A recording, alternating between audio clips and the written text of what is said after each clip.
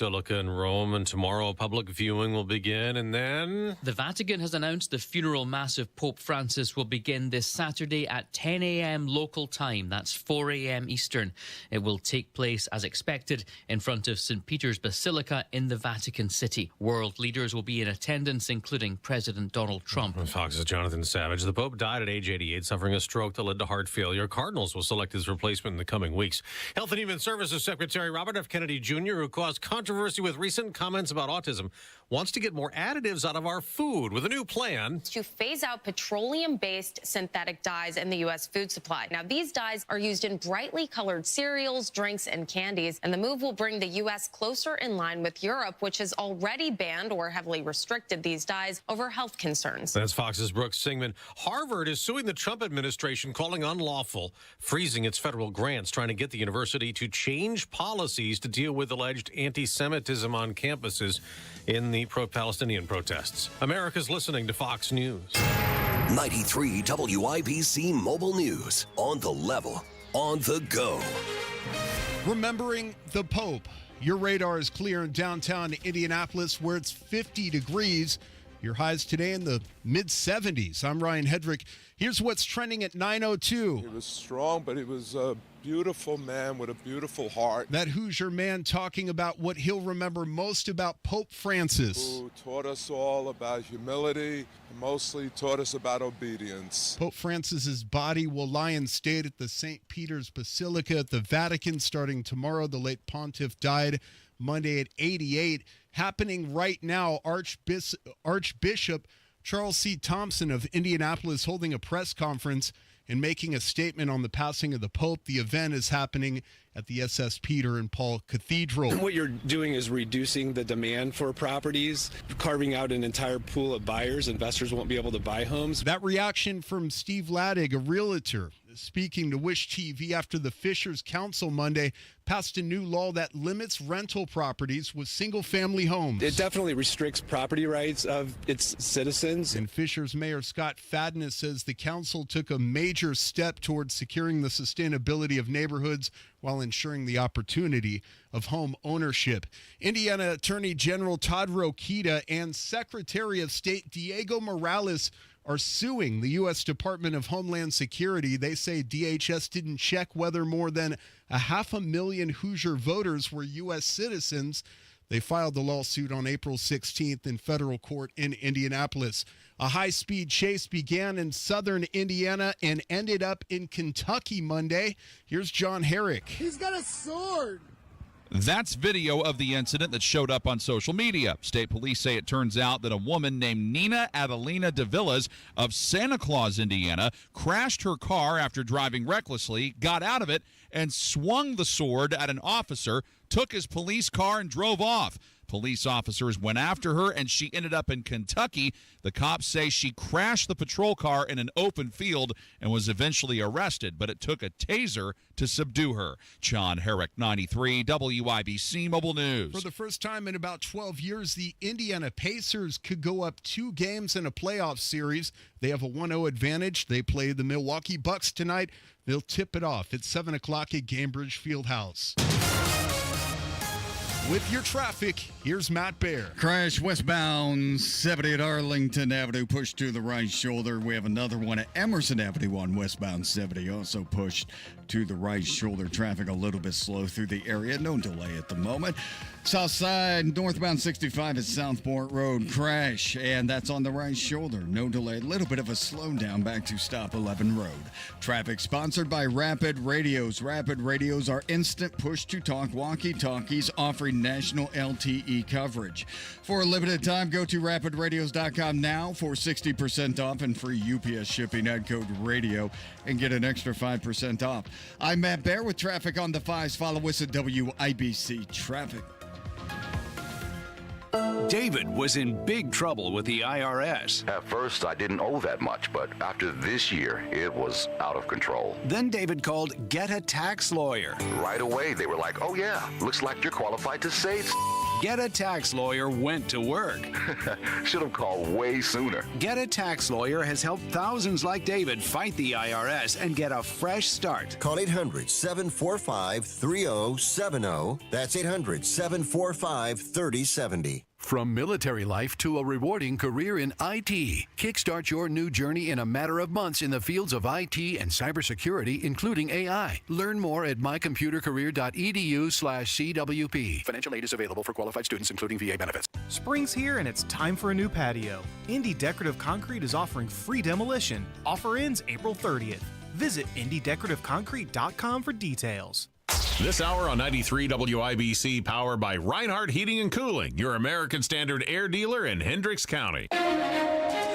And now your weather forecast from the American Standard Cooling Weather Center. Good morning. Chilly start this morning. Sunny, quiet, and warm this afternoon. A high of 74. Mainly clear and comfortably cool overnight. A low of 52. I'm Wish TV Storm Track 8 meteorologist Marcus Bailey for 93 WIBC. It's 49 degrees in the capital city. I'm Ryan Hedrick on the level, on the go, and at WIBC.com. Kendall Casey starts right now. You're listening to Rob Kendall. When we talk about sending money somewhere, we're talking about printing the money because we have no money. And Casey Daniels. My government would never lie to me, would they? On 93 WIBC. Casey, I'm thoroughly pissed off about like 10 different things, so I'll let you pick where we go. It's only 7 minutes after 9 and already with this? Well, I mean, you do the template. You've seen the things we're going to talk about. Correct.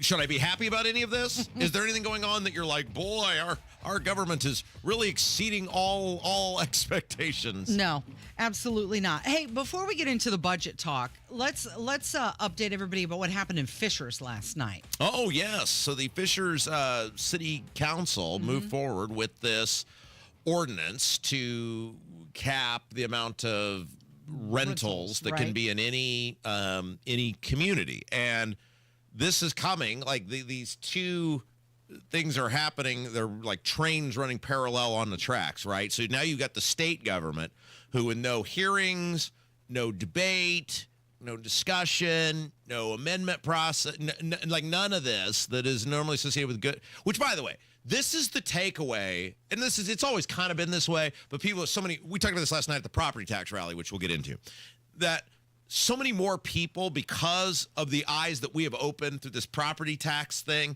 are paying attention to how government works. They realize our state government is literally the game, the TV show Whose Line Is It Anyway? Yeah. Where the game's made up and the rules don't matter. So for those of you who don't remember, Drew Carey hosted this really great show, I think it was in the late 90s and early 2000s, called Whose Line Is It Anyway?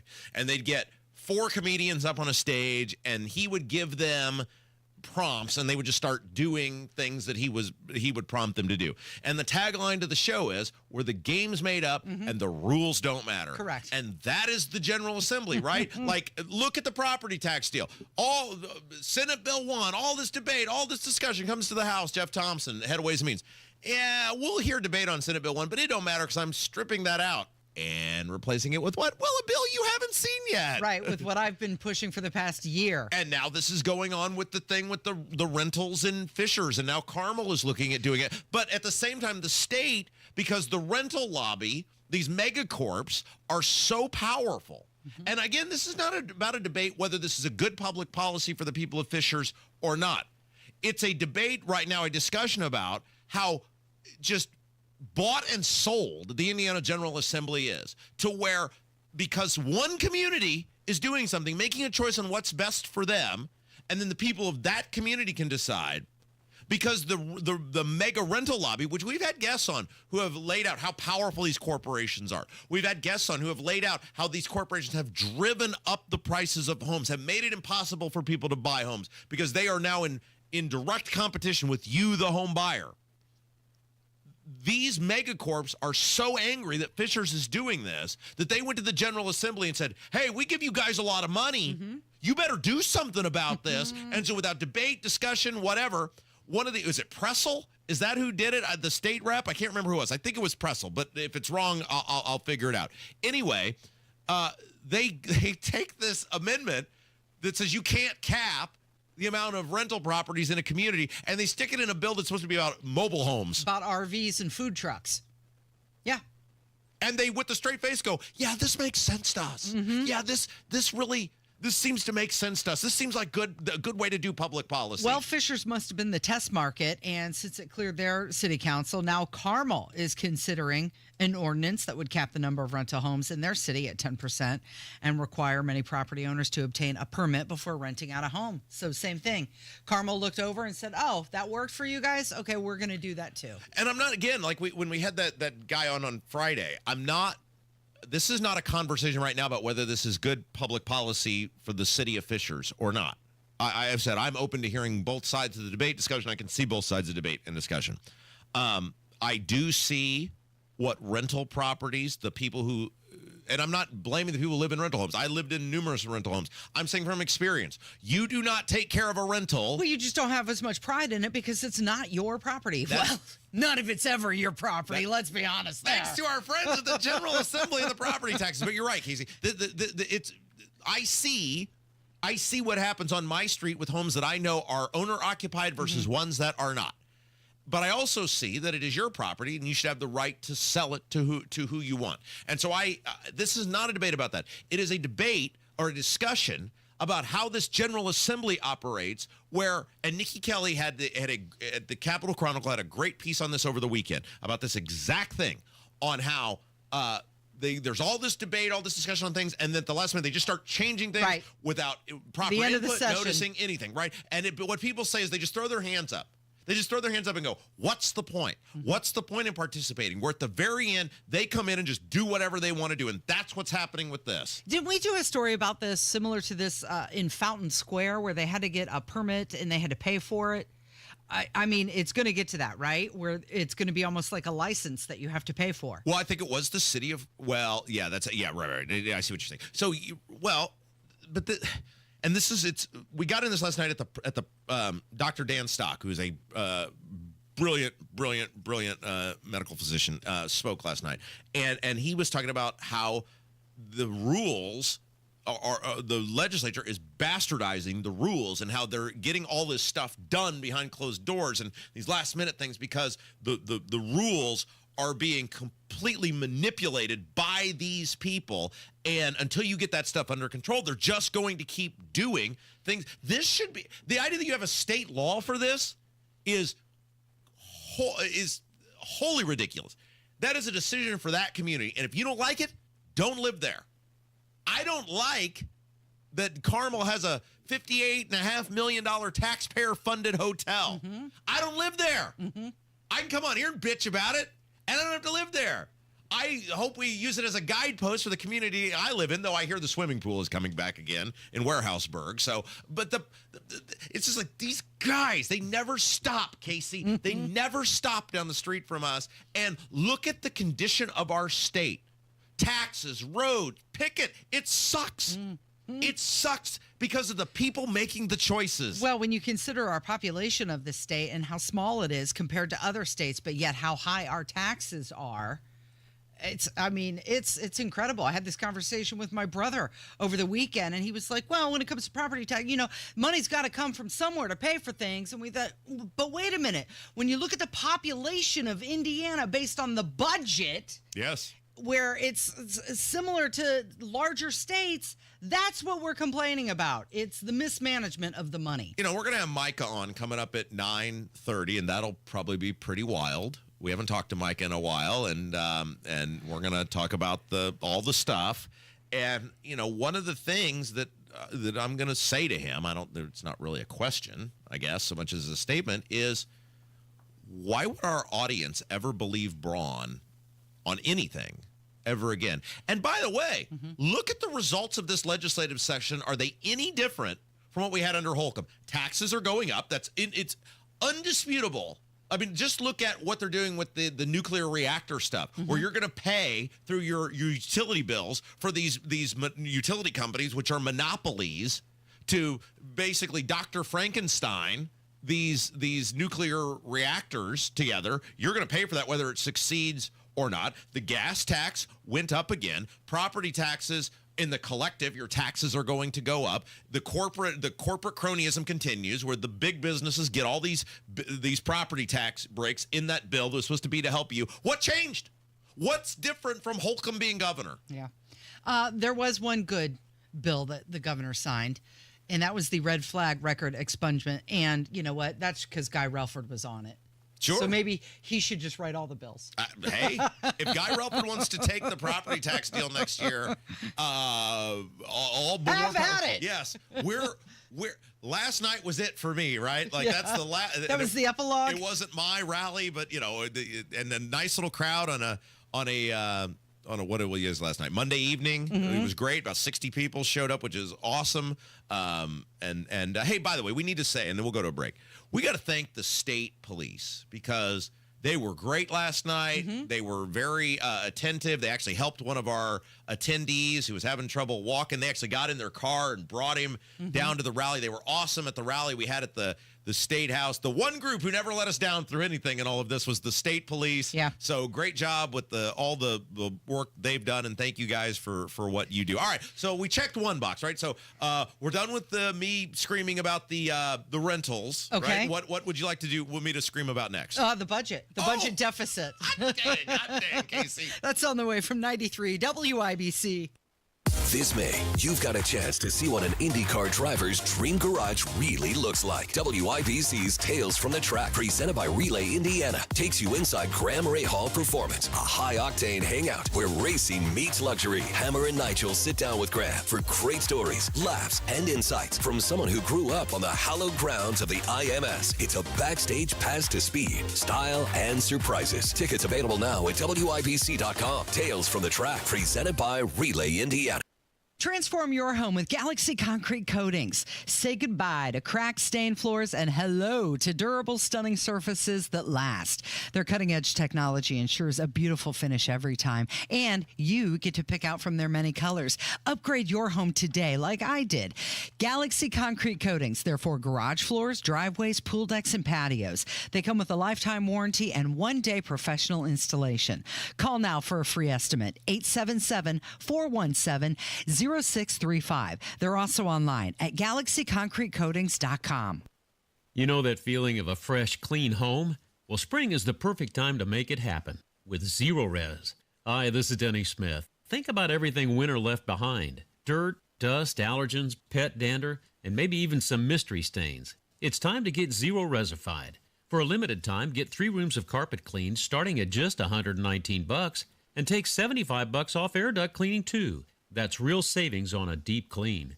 Zero Res's patented ZR water cleans with no soap, no residue, no harsh chemicals, just fresher carpets and cleaner air for your family. And don't take my word for it. Just check out 4,900 5-star Google reviews. Don't wait. Beat the spring cleaning rush and book today. Call 317-388-5141 or schedule online at zeroresindy.com. Call now. Mention WIBC, get 3 rooms cleaned starting at just $119 plus $75 off air duct cleaning. 317-388-5141 or zeroresindy.com. The Builders Association of Greater Indianapolis's Parade of Homes is coming up April 25th through the 27th and May 2nd through the 4th, featuring Indy's top builders. Custom home builder Joyner Homes will have both of their Greenfield model homes featured on the tour, giving you the opportunity to meet their new home specialist, find out about floor plans, pricing, and available lots. JoynerHomes.com for more info and reserve your ticket to receive a free all-access pass for the Parade of Homes at BAGI.com.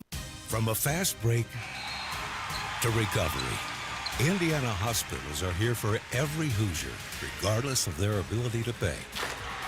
That's why we're teaming up with legislators on a winning playbook to lower costs and protect access to care across our communities. Because good policy doesn't leave anyone on the sidelines. Learn more at HoosierLifeline.com. Paid for by the Indiana Hospital Association. William is one of millions of Americans who uses GoodRx to save on the cost of their prescriptions. My oldest daughter, Camilla, 2 days old, she had to have open heart surgery. All of a sudden, she's on 5 different medications. It adds up at the end of the month. Me and the pharmacist got so tight. She said, GoodRx save you a lot of money. Saving that extra $200-300 a month. We're able to do all these extra activities, so it puts less stress on our household, and it puts less stress on our pockets. Download the free app or visit GoodRx.com and start saving today. GoodRx user compensated for their time. GoodRx is not insurance, but can be used instead of insurance. Stop putting up with lousy well water. You just can't find anybody better than the pros at C&J. Great systems, great people too. C&J at 317-852-WELL. This is Danny Reinhardt with Reinhardt Heating and Cooling. Give us a call for any of your heating and cooling needs. We're here to serve you. 317-745-4526. Reinhardt is your trusted local independent American Standard Air dealer. Another update is just minutes away. Pope Francis has died. Pope Francis passed away in the morning of Easter Monday after his final public appearance. Hear the news. Tributes are pouring in from leaders around the world. He was the first pope ever from Argentina and Latin America. As events happen, Blowout for the Indiana Pacers who beat the Milwaukee Bucks on Saturday. we'll happen to be there. Game 2, Tuesday at 7 at Gamebridge Fieldhouse. 93 WIBC Mobile News.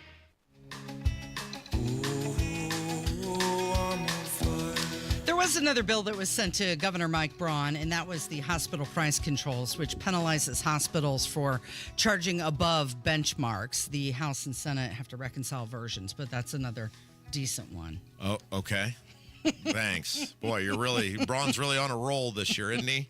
Well, you know what? We're trying to focus on the positive as much as we can, Rob. Okay, so if you smoke, dip, or chew, you should be aware that the state Democrats, they're looking at extra taxes on all tobacco products.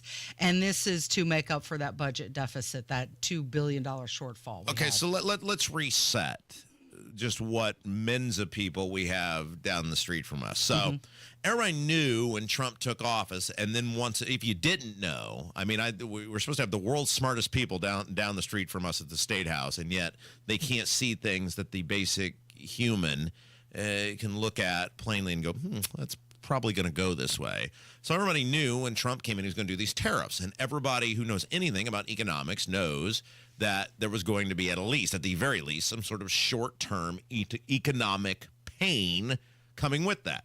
I mean, just based solely on the fact that you're disrupting the entire economic ecosystem and how things are imported and exported in and out of this country, it's going to have a bit of an unnerving effect on the economy. And people can debate whether long-term that's good or bad or whatever. That's fine. That's a fine debate to have. But the state legislature and the governor proceeded down a path with a budget, which, by the way, Mike Braun is the first guy in the history of ever to claim that he cut 5% and yet the budget went up to $2.8 billion. I have never understood. I've been talking about that for 3 months on this show, about how you can claim you're cutting 5% and yet the budget is going up $2.8 billion. Okay. But the whole time that this economy is like a yo-yo, up and down and a back and forth, and this tariff's on and blah, blah, blah.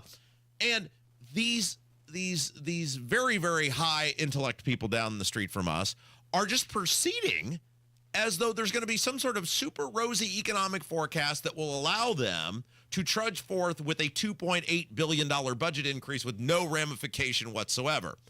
And then, keep in mind, the House has passed a budget, the Senate has passed a budget, and then for some reason they do the economic forecast after both sides have passed the budget, which that's the most government thing ever. And then they come out and go, oh, crap. budget forecasts look bad. Now it turns out the economy's a little unstable. Well, no crap, you don't say. Welcome to the party, pal. Surprise. Now they're like, we've got to cut $2 billion from the budget in 1 week. Or they could say, or we have to tax new things. Well, there's your answer. Ding, ding, ding. Casey is the grand prize winner of today's Showcase Showdown because they don't believe in cutting down the street from us. They do not believe in getting rid of government. They don't believe in making government more affordable for you. Unless you're a mega corporation. Now, in that case, let's roll out the red carpet and whatever we can do, step right up. But, so yes, the discussion is going in earnest. So here's another example. 3 months, 4 5 if you go back to org day, which is really when the budget sort of starts in a budget session. 5 months of discussion, and within a week, we're just going to throw all of that out the door, and we're going to solve a $2 billion issue in 1 week. Yeah, that's it, exactly. Cram it in, jam it in there at the last minute, Rob. So, yes, the Democrats. Now, look, you know, my feeling on the cigarette tax, Casey, is that if you're going to take money from me, then I should get to dictate how you live your lifestyle. Now, if you're not taking money from me, then I don't care what you do. But if you're going to take my money, and you're going to buy stuff with my money, which is what socialized medicine, Medicaid, the HIP, all that, all that stuff, that's what it is, then I should get to dictate how you can live your life. So I'm not necessarily opposed. Now, I am opposed in the sense of there's a gajillion other ways they could cut spending, and they don't need to do this. But in the sense of I shouldn't have to pay more, which I do every year for these socialized medicine programs, so that you can do whatever you want.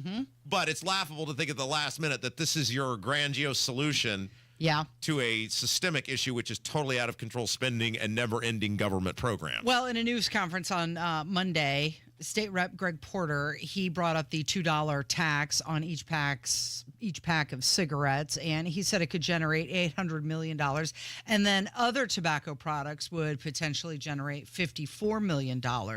But then you had another idea. I love how they're all putting it out on X. What do you think we should do? Where should we cut? What should we?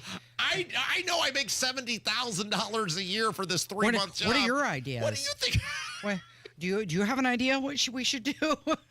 But the other idea was tax on fireworks.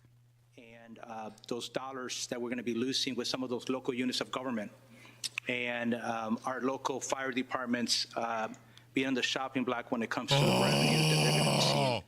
A good idea is to increase the tax on fireworks and divert some of those dollars to go to the local units of government and go to fire departments. If you're buying fireworks and you're out there just blowing them off, you're just blowing off money. So why don't we tax it? It's not a luxury. Tax on fireworks. So are we okay? So we're back to the firemen are going to get fired now. Correct. We've really ping-ponged on this, right? That all the firemen were going to get fired, and they weren't going to get fired. Now we're back to we're going to fire all the firemen again. Right, exactly. I mean, if we could just make up our minds what we're going to do. But the bottom line is no money is ever enough. No, that's bing, ding, ding, ding. You have once again in I'm killing it. Twice this break, in the same segment, you I? have been the big winner, which is you could give these guys $50 billion. It's you could never give them enough. $100 billion. Right. They will, and was Chad Campbell. Was that his name? The White River trustee that we had on a month or so ago. He said, I support property tax reform because no matter how much money you give these people, they will always spend it. Yeah. And so get ready for the tax increases. They are certainly coming. The Republican supermajorities in the House and Senate and the Republican governor are about to sign a bunch of tax increases. So get ready. It's great to know even though there's a new governor, nothing has changed. Nothing has changed. All right. Meet the new boss, same as the old boss. All right. So Mike is going to join us next, and we're gonna talk about property taxes. Really? You gonna be okay? Oh, it'll be fine. Okay, should be interesting. You got me all you and Micah wound down for the. You guys haven't talked for a few days. It's been I think there's some stuff on your chest. 10 or 12 days since Mike and I have last conversed, so it'll be fun. It'll be fun. Explode out of you. Micah Beckwith, Lieutenant Governor, joins us next on 93 WIBC. For over 20 years, Howard Bailey Financial has been helping families just like yours gain clarity, confidence, and purpose with personal and practical financial strategies. And now, we're offering our full suite of services on Rangeline Road, right in the heart of Carmel, making it even easier to meet with our experienced team face to face. Whether you're planning for retirement, navigating life transitions, or just need guidance for your financial future, we're here to walk with you every step of the way. Text CARMEL to 888-262-1104 to download a free retirement resource. Howard Bailey Financial, helping you turn hope into a plan and dreams into reality. Howard Bailey Securities, LLC is an independent financial services firm and uses a variety of different investment strategies. Please see disclosures at howardbailey.com. 93 WIBC Mobile News. On the level, on the go. What qualities should the next Pope have? Your radar is clear in downtown Indianapolis, where it's 50 degrees.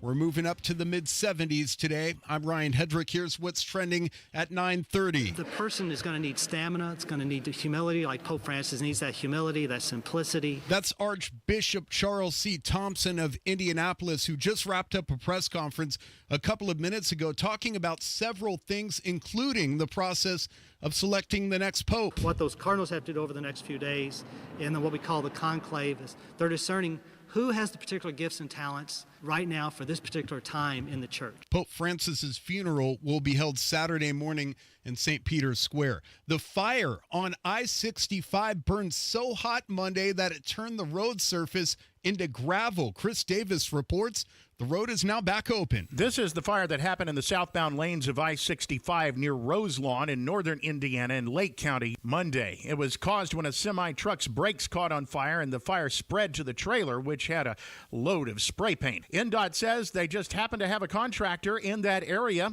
and that contractor was able to work overnight to resurface. The road opened about 5:15 this morning, says NDOT. And home teams again won in the Stanley Cup playoffs Monday, including the Washington Capitals taking down the Canadiens. Alexander Ovechkin scored the game-winning goal in overtime. Your opening bell report on 93 WIBC brought to you by Absolute Wealth Management, LLC. All three major indices are up this morning. The Dow is up 339 points to 38,170.41. The S&P up 52 to 51852, and the NASDAQ up 202 to 17,808.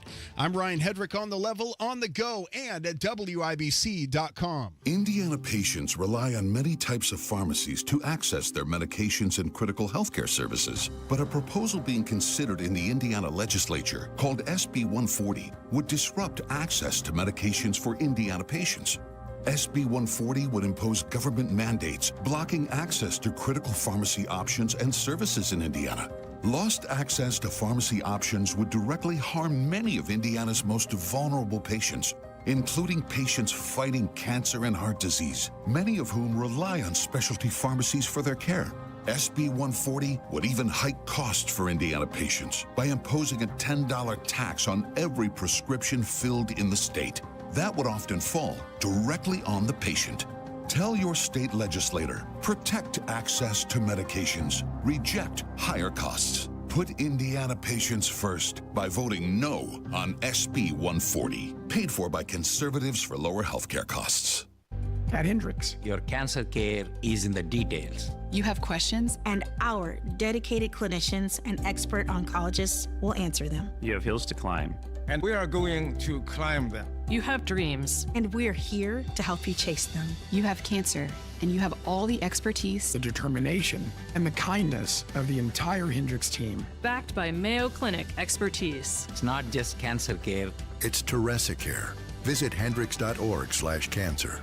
If your loved one has stopped seeing friends because hearing loss prevents the use of the telephone, please help them by visiting RelayIndiana.com.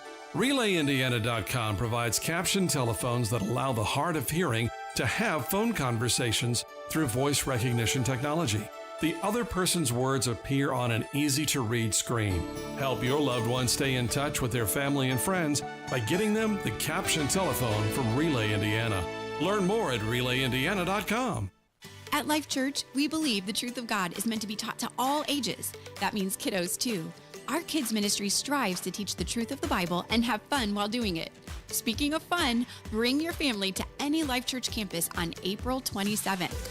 Silly Safaris, a local Indianapolis company, will be bringing their live animal shows to all Life Church locations. Your kids will love the opportunity to see some of God's cool creations up close and personal. You do not want to let them miss this. Go to lifechurchin.com for times and locations. Turning 65, new to Medicare, or just moved? If you qualify for Medicare and Medicaid, a Humana Dual Eligible Special Needs Plan, a DSNP, may give you the extra benefits you're looking for. A D-SNP helps cover things like prescriptions and checkups, but it also helps pay for essentials too. With a Humana D-SNP, you get $225 a month for eligible groceries, rent, utilities, and more. Plus, whatever you don't spend carries over to the next month. You may even get benefits like $0 copays on routine prescriptions, plus routine dental, vision, or hearing coverage. All of this could make a difference for your health and wallet. Learn more at gethumana.com. Humana, a more human way to healthcare. Humana is a coordinated care HMO SNP plan with a Medicare contract and a contract with the Indiana Medicaid program. Enrollment in any Humana plan depends on contract renewal. Allowance amounts cannot be combined with other benefit allowances. Limitations and restrictions may apply.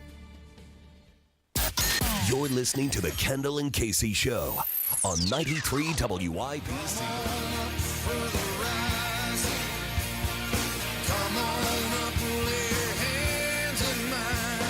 Casey, we had the rally last night. Yes, in front of the governor's house. Yes, that's right. It's a very large house. Somebody asked if he was there or if he went down to Du Bois County, and I don't know. I didn't see him. He went as far away as humanly possible. But one person who is here, it's the Lieutenant Governor, Micah Beckwith. All right, Beckwith, I'm sure you're aware our audience is just outraged at the governor for the property tax bill that he signed. They believe they were lied to and deceived. Do they have a case?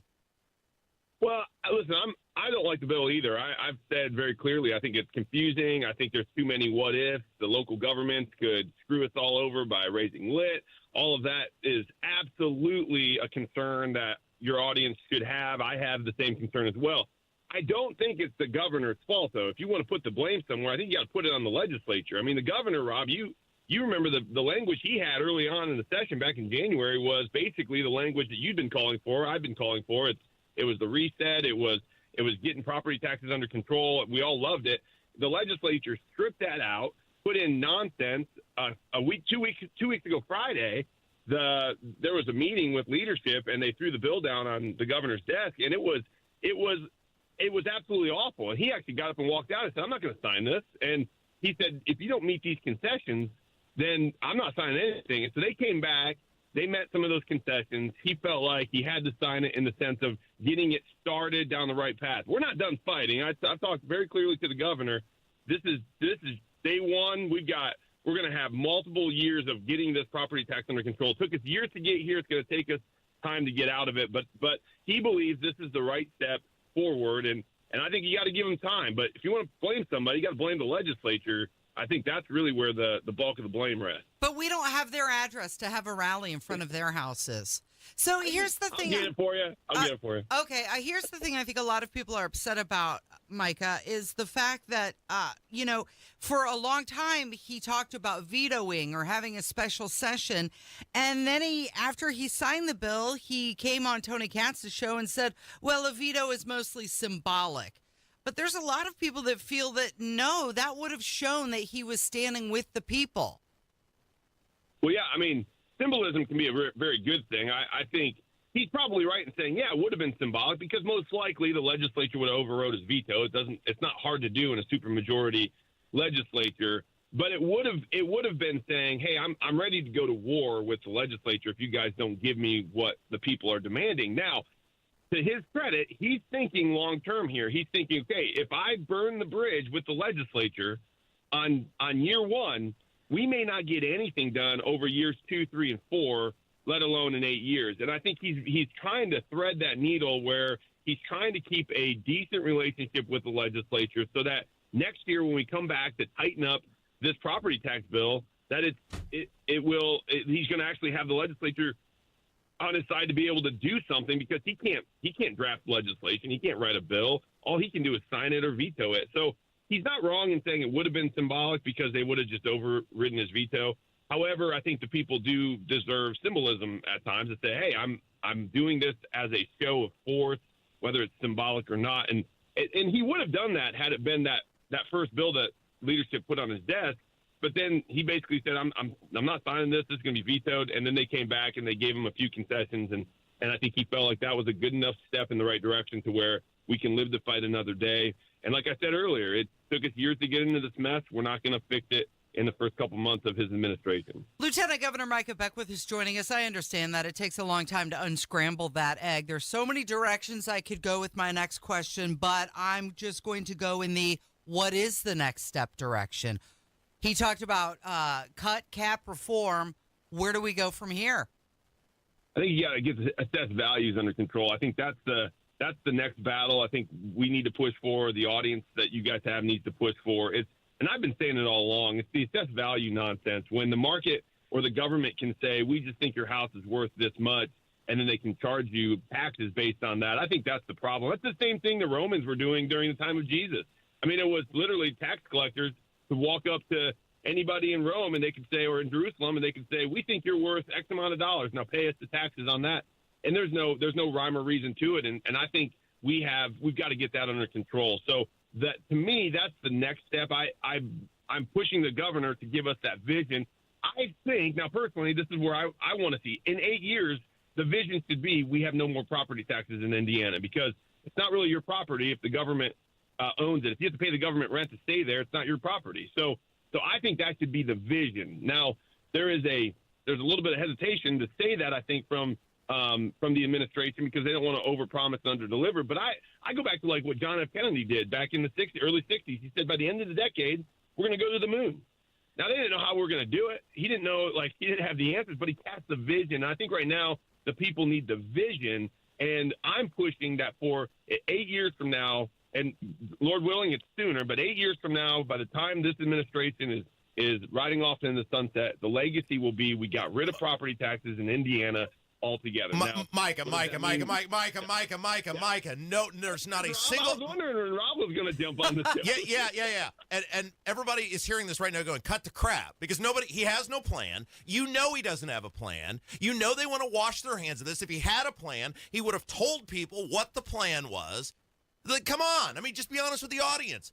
Why are you talking about what's the plan, Micah? What's the plan?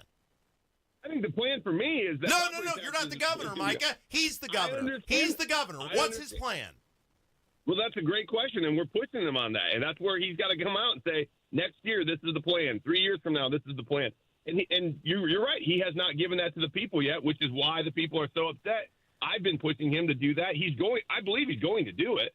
And then we can fight. We can fight for that plan. If we don't like the plan, we can fight to change the plan. So I agree with you, Rob. I don't think he's put it out there yet. What I'm doing is encouraging him to put out the plan, because where there is no vision, the people perish. And that's what's happening right now. People don't have the vision. What's the vision? What are we fighting for? What's next? Okay, we got this, these pennies thrown at us. What's next year? You don't seem outraged at this, Mike. I think this is why people are kind of upset with you right now. Like, you're almost defending this. Micah, he lied about everything. He lied in that meeting we had. He looked right at me. He and his chief of staff looked right at me and said, we're getting rid of the business personal property tax exemption. You know that wasn't true. They raised that exemption while they technically got rid of the overall exemption. They raised the exemption to $2 million. This guy lied about everything through this whole process. People are upset with you. They're upset with him for a variety of reasons, but people are upset with you because you don't seem outraged at this at all. I am outraged at it, Rob, but I also know, too, that we are 4 months in and we didn't get here overnight. Do you think, logistically speaking, that it was possible to change a 50 years of precedent when it comes to screwing the people with property taxes? You think we're going to change that in the first 4 months? No, I'm realistic. I'm not. That doesn't mean I'm not outraged. But it means I know I'm going to fight next year. I'm going to fight the year after. I'm not just going to throw my hands up and take my ball and go home. And so I think that's what we have to remember is, hey, be outraged. Absolutely. I'm right there with you. I think this bill was absolutely it was so complicated, so convoluted. That's why I called for the governor to veto it. But hey, let's live to fight another day. I'm not done fighting. I don't want to just say, okay, well, we didn't get this, and now let's just go have rallies, and I'm not going to listen to that. So the question is, do you want to get something done, or do you just want to be mad? And I think we can do both. I think you can be mad, and we should be mad, the righteous anger that we have, but we also got to get something done. I don't want to look back 4 to 8 years from now and be like, well, we never really got property taxes under control, because that is the paramount of, I think, this administration's future. All right. Well, we've got a lot more to get to. Rob, why don't we take a break for just a sec, okay? Sure, Casey. That sounds wonderful. I'm going to go get some cold ice water to throw on you before we continue on. We will continue our conversation with Lieutenant Governor Micah Beckwith in just a moment. It's 93 WIBC. Promises made, promises kept. Governor Mike Braun's bold leadership is already getting things done for Hoosiers. Governor Braun and State House Republicans are delivering massive property tax cuts. We're talking nearly $1.5 billion in relief. That's real money back in homeowners' pockets. But Braun didn't stop there. He cut local income tax capacity by nearly $2 billion and capped the local income tax rate to protect Hoosiers. And Braun led the fight to reform local government taxes, giving Hoosiers more say by requiring referendums be held in high-turnout elections. Thanks to Governor Braun and State House Republicans, your property taxes will be lower. Future increases are reined in, and the system is now more transparent. Visit HoosierHope.org and let Governor Braun and Republican legislators know you support historic property tax cuts. Paid for by HoosierHope.org. Comcast Business helps turn today's small businesses into engines of modern business. It's how restaurants become reliably up and running neighborhood favorites. How retailers become seamlessly restocking, cyber-securing, must-visit shops. And how healthcare offices become the data managing caregivers that we all depend on. With reliable connectivity, enhanced cybersecurity, advanced fiber solutions, and Wi-Fi backup, Comcast Business is powering the engine of modern business. Powering possibilities. Now through May 4th, new customers can get started with 300 megabit internet and Security Edge for $69 a month for 24 months. And ask how to get free installation on qualifying bundles. Plus, find out how to get a $500 prepaid card on a qualifying gig bundle. Call today. Restrictions apply. Not available in all areas. Requires enrollment in paperless billing and automatic payments with bank account. Equipment, taxes, and other fees extra. After 24 months, regular rates apply.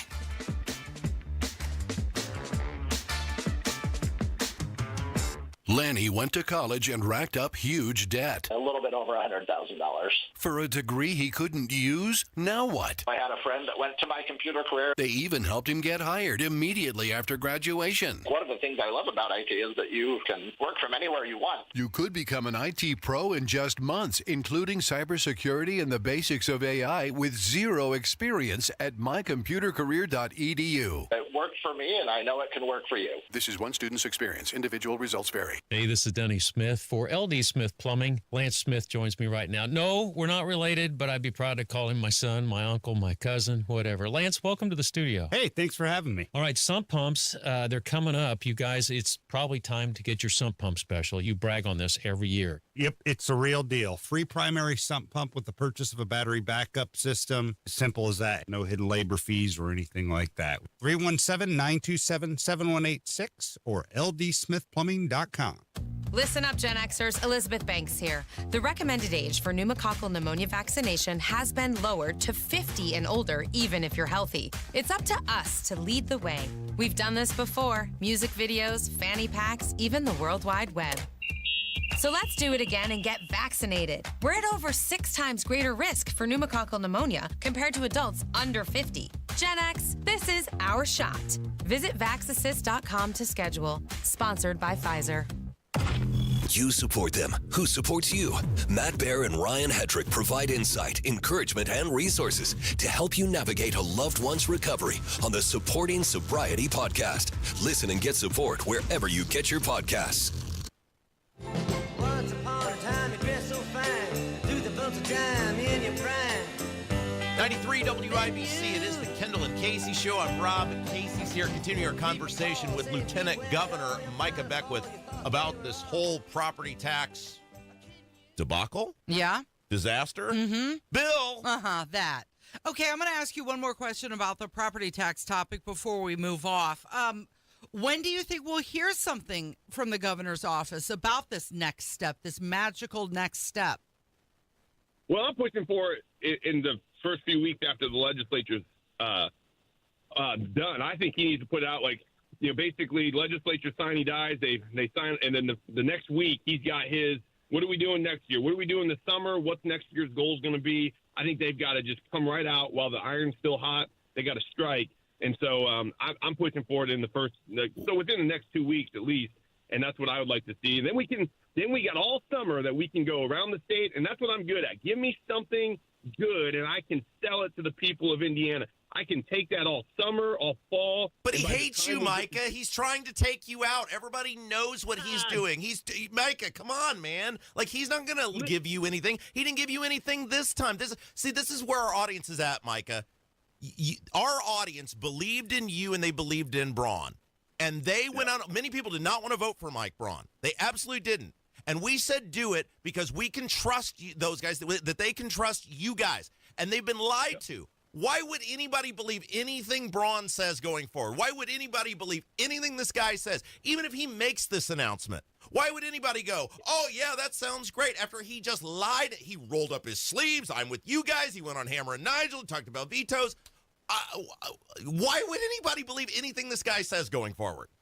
I'm not saying you have to believe anything that any politician says going forward. I'm saying I'm going to throw out what I believe is right. You can, Mike Braun, the legislature. I'm not here to defend anybody. I'm here to tell you what I believe, and I'm here to tell you what I will do. And if there's a good plan, I'm going to fight for that. I don't care. And by the way, if they can try to take me out. There's people all over that state house that are trying to take me out. Here's the problem. They don't realize this, that they didn't put me there. It was God who put me there, and only God's going to be the one to take me down. And I really couldn't care less if any governor or legislator or anyone or any chief of staff or tries to take me out, because unless God says that can happen, it ain't happening. So until that point, I'm going to fight for what I believe in. Now, you can say, well, we don't believe it. That's fine. I don't care. I'm here to say this is what I believe. This is what I think is going to help Indiana in the future, and I'm going to get out there and do it. So you can take it or leave it. I'm not trying to make you believe something. I'm just saying this is what I believe. What Mike Braun believes,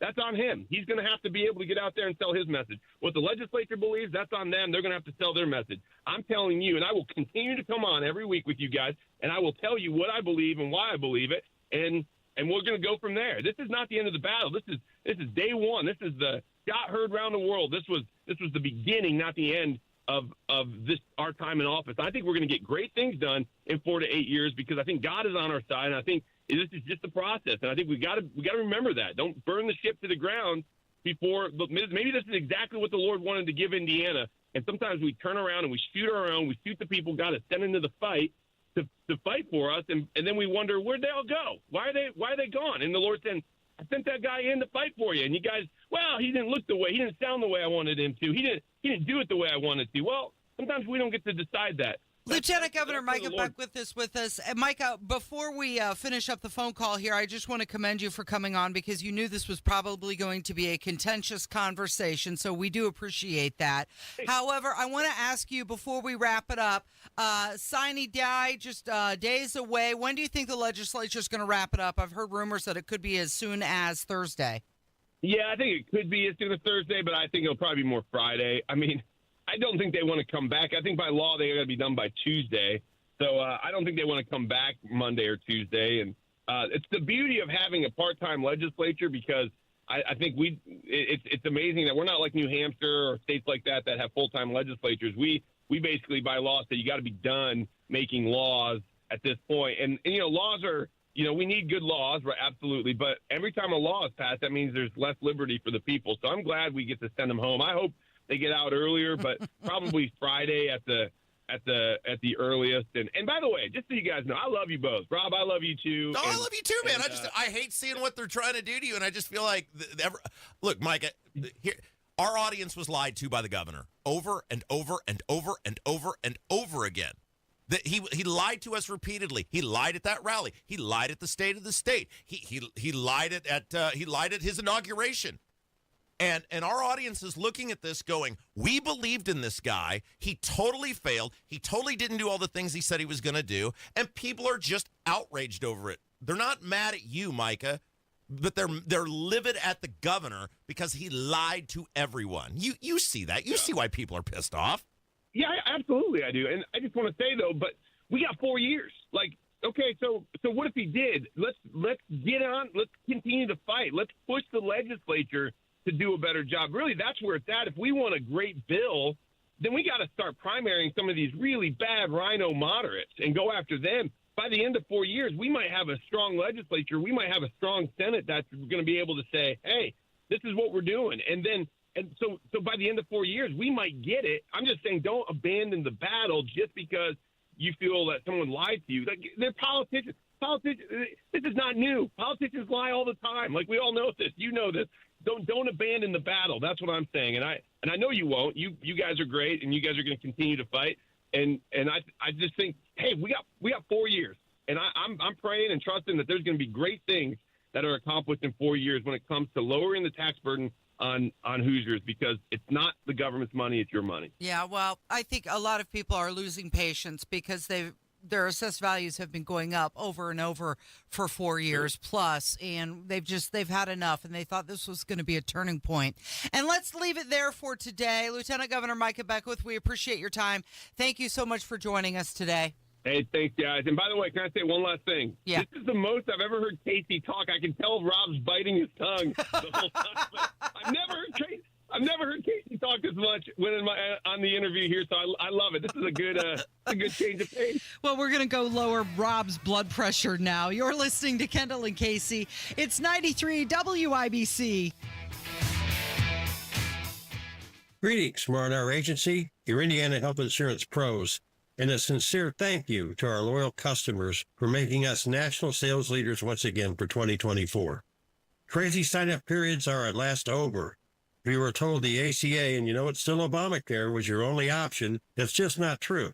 If you were told since you've signed up already, you must keep your ACA program for a year, that's not true either. If you do not have serious health problems, and God forbid make a living wage, the ACA is your worst option, and it can be canceled at any time. We feature coverages guaranteed age 65, low out-of-pocket expenses, the largest networks in the country, and you can sign up anytime. Self-employed, early retiree, or ACA victim, call us at 317-563-0868 or go to rragency.org.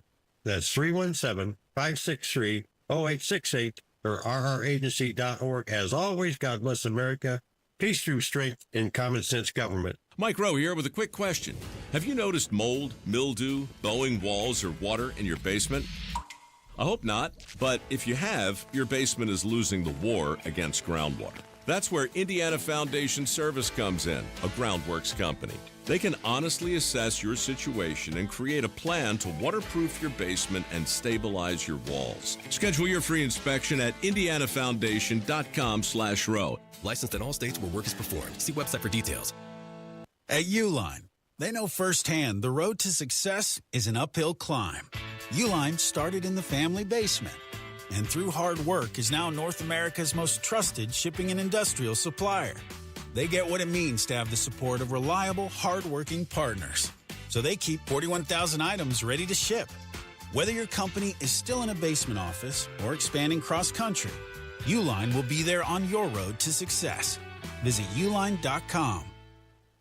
Hi, Jeff Roush for Tom Roush Lincoln. Right now, get Lincoln's employee pricing on most all new Lincolns at Tom Roush Lincoln in Fishers. Get up to $20,000 off select 2024 Navigators, up to $8,000 off select 2024 Nautilus, or up to $7,000 off select 2024 Corsair at Tom Roush Lincoln in Fishers. Navigator MSRP 105,575, Nautilus MSRP 61,995, Corsair MSRP 47,820. Offers good through 4/30/2025. Navigators excluded from employee pricing. Subject to credit approval. See dealer for complete offer details. Oh no, stomach issues again? Stomach issues? Who are you? Your pancreas. I could be the real reason for your diarrhea, gas, bloating, stomach pain, or loose oily stools. I thought it was my stomach. People often do, but any of these symptoms could mean having a condition called exocrine pancreatic insufficiency, or EPI. With EPI, the pancreas doesn't release enough enzymes to break down food, but EPI is manageable. Use the symptom checker on identifyepi.com and speak with your doctor. That's identifyepi.com. Sponsored by AbbVie. Do you need air conditioning service and need to find a local well-trained expert you can trust, like Family Heating and Air Conditioning? Find that American Standard Air dealer at IndyHomeComfort.com. Hey, this is Spencer Thompson at Thompson Furniture and Mattress in Columbus. April is here, so that means it's our Dare to Compare sale. Compare our prices to any of the big stores in Indianapolis, your town, it doesn't matter. We guarantee you the lowest price on every sofa, sectional, recliner, mattress, outdoor furniture, anything, plus no extra fees, no delivery charge. Hurry! Sale ends Monday only at Thompson Furniture and Mattress in Columbus. Coming up in 2 minutes from the Technology Recycler Studios, what charges a man from Indianapolis is facing regarding an incident that happened last week. Home ownership in Fishers may have just gotten more complicated. You'll hear how, and what one Pacer believes the key to victory is for tonight's game. Those stories and more after Fox News Radio. You are listening to 93 WIBC. WIBC HD1 Indianapolis. It's 10 o'clock. Another LGBTQ case at the Supreme Court.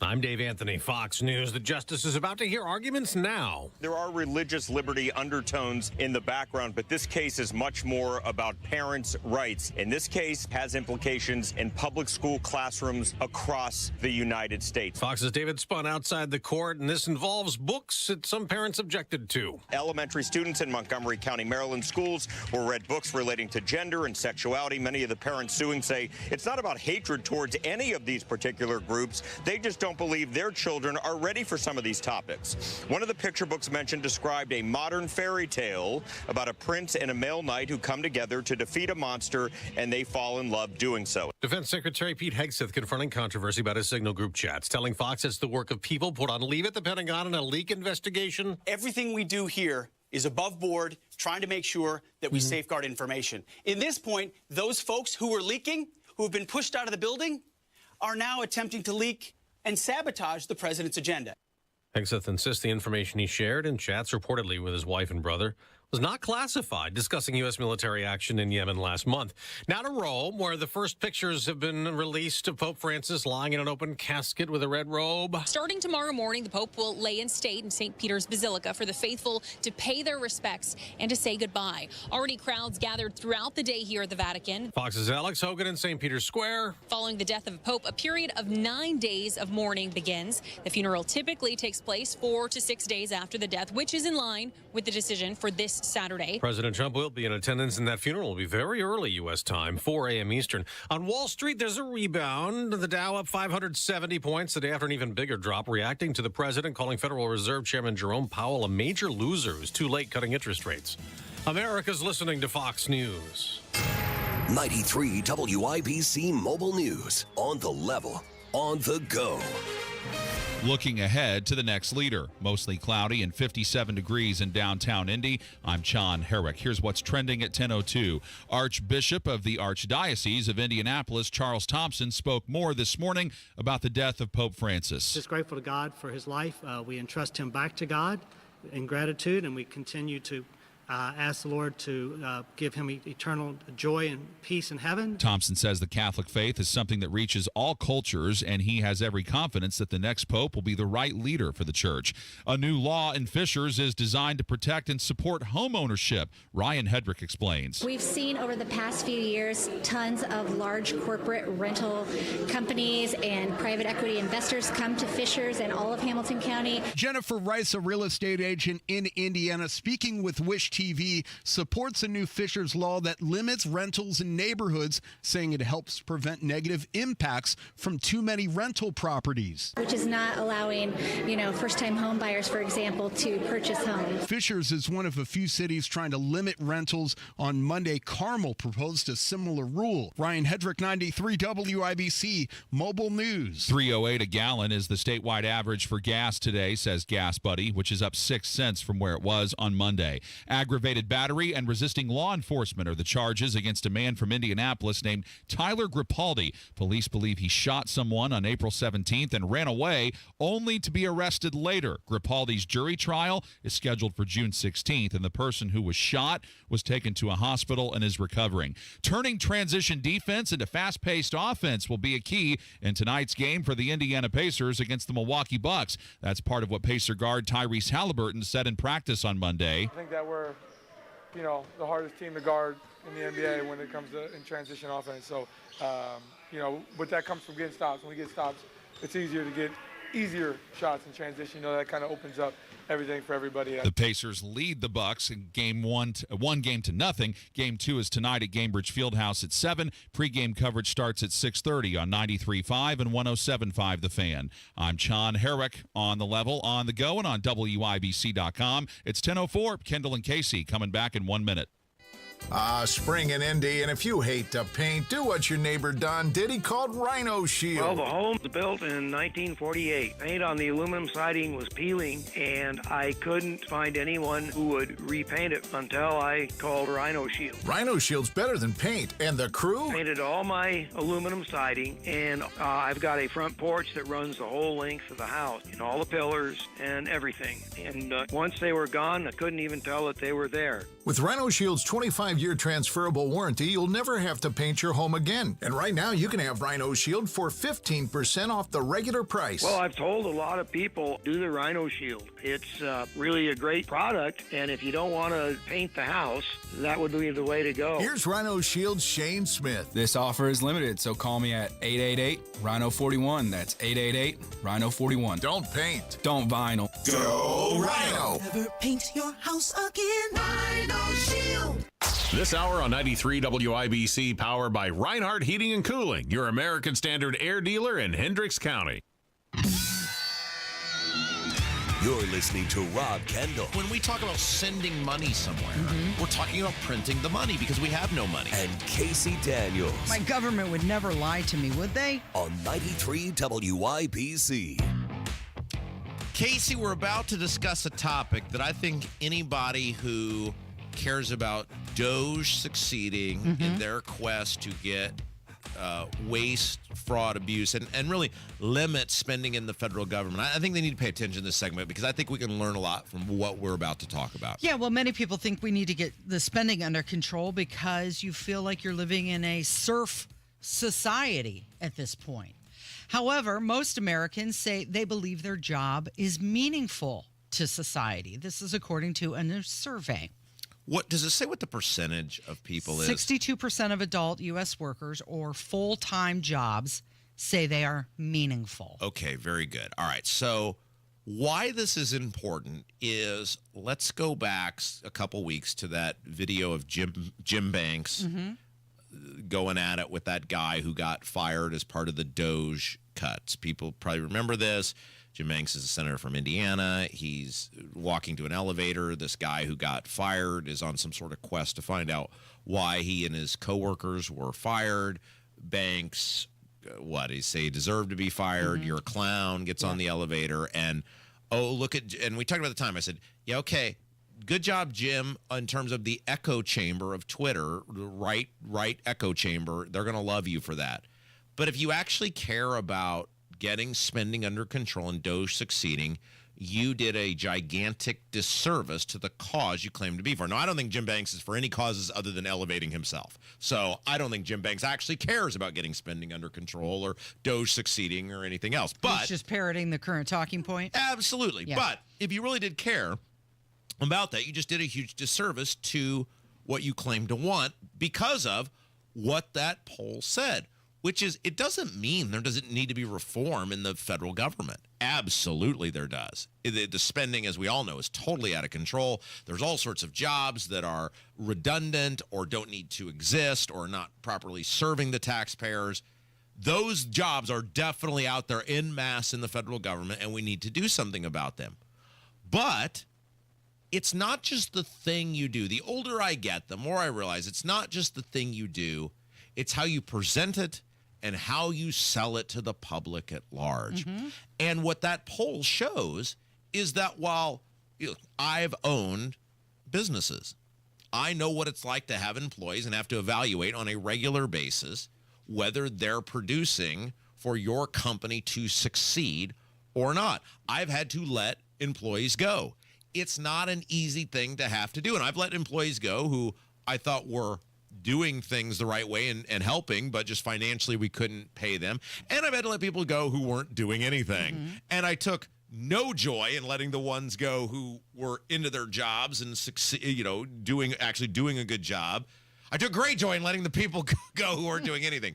But the point is, both of those people those types of people, when you would let them go, both felt their job mattered. Yeah. And they were out in the community telling a narrative afterwards and telling a story because they have neighbors, because they have friends.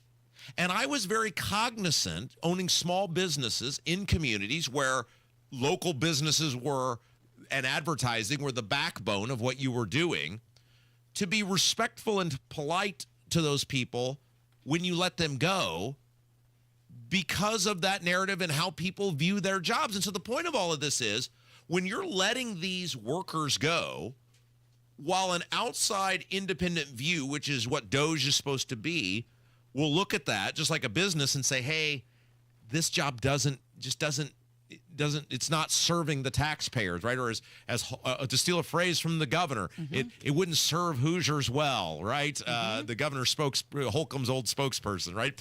There's nothing wrong with the federal government making choices that our company made when they bought us. A bunch of our friends were told that they were no longer, their jobs were no longer going to be available here. And that's fine, that happens. But then those people go out and tell a narrative. And their narrative is going to be, and to the people that listen to them, the people they're influential with, that, hey, I got screwed. I got hosed. I got let go. This chainsaw that Elon Musk is taking to the government is putting me out in the street. And so I think one of the things that if you're a person who believes in the mission of DOJ, which most of us hearing my voice right now do, the messaging has got to get better on what they're doing and how, because I don't think there's near the public buy-in that there should be, and there's going to have to be for this thing to succeed in the long term. Okay, so this survey said that 62% of workers say their jobs are meaningful to society. It's 2% higher for women, and it's even higher when you consider workers who spend a majority of their time on email or Zoom meetings. So what this tells me, it's less about it being a meaningful job and more about status, security, and survival. And they're putting their identity as their job. It's giving them meaning, their life meaning. Aha. So this brings me to our next topic that I wanted to discuss. So just to come full circle on this before we move off of it. When Jim Banks does what he did to that guy, yes, he's going to be a big, tough, macho guy on right-wing Twitter. But that doesn't help the overall mission, because the overall mission is one in the public at large. And the public at large is not engaged in right-wing Twitter. The public at large wants a good, accountable government, but they also care about their friends and their neighbors. And that guy probably genuinely believed, whether it's true or not, that his job served some greater purpose, that his job was helping some great cause. And so you've got to treat, and one of the problems is these government people, these senators and stuff, a lot of them have never owned businesses or they've never signed the front of a paycheck. So Jim Banks would have no concept of how that works. He would have no concept of what it's like to lay people off and what a horrible experience. You've been in management. You've had to do it. It's a horrible experience. And especially when it's because of budget cuts, that many times is harder on the person who is doing the firing than the person being let go. Absolutely. All right. So comes to the next thing, which you just mentioned, which what did you say about the job being about more than the job? Many times it's not that the job that you're doing is meaningful, but to the person, the individual, it's their identity, it's their status. It's obviously their financial security, but it's also their survival, and they have their identity wrapped up in it. Aha. And, okay, so our boss and I were having a conversation. I don't think he'd mind me sharing this during the break, and we were talking about just how blatantly I don't know if corrupt is the right word. I think corrupt is the right word. A lot of these politicians, we were talking at the state level, look at what you're seeing, what we laid out last hour, which is transpiring with the whether it's the property tax deal or it's the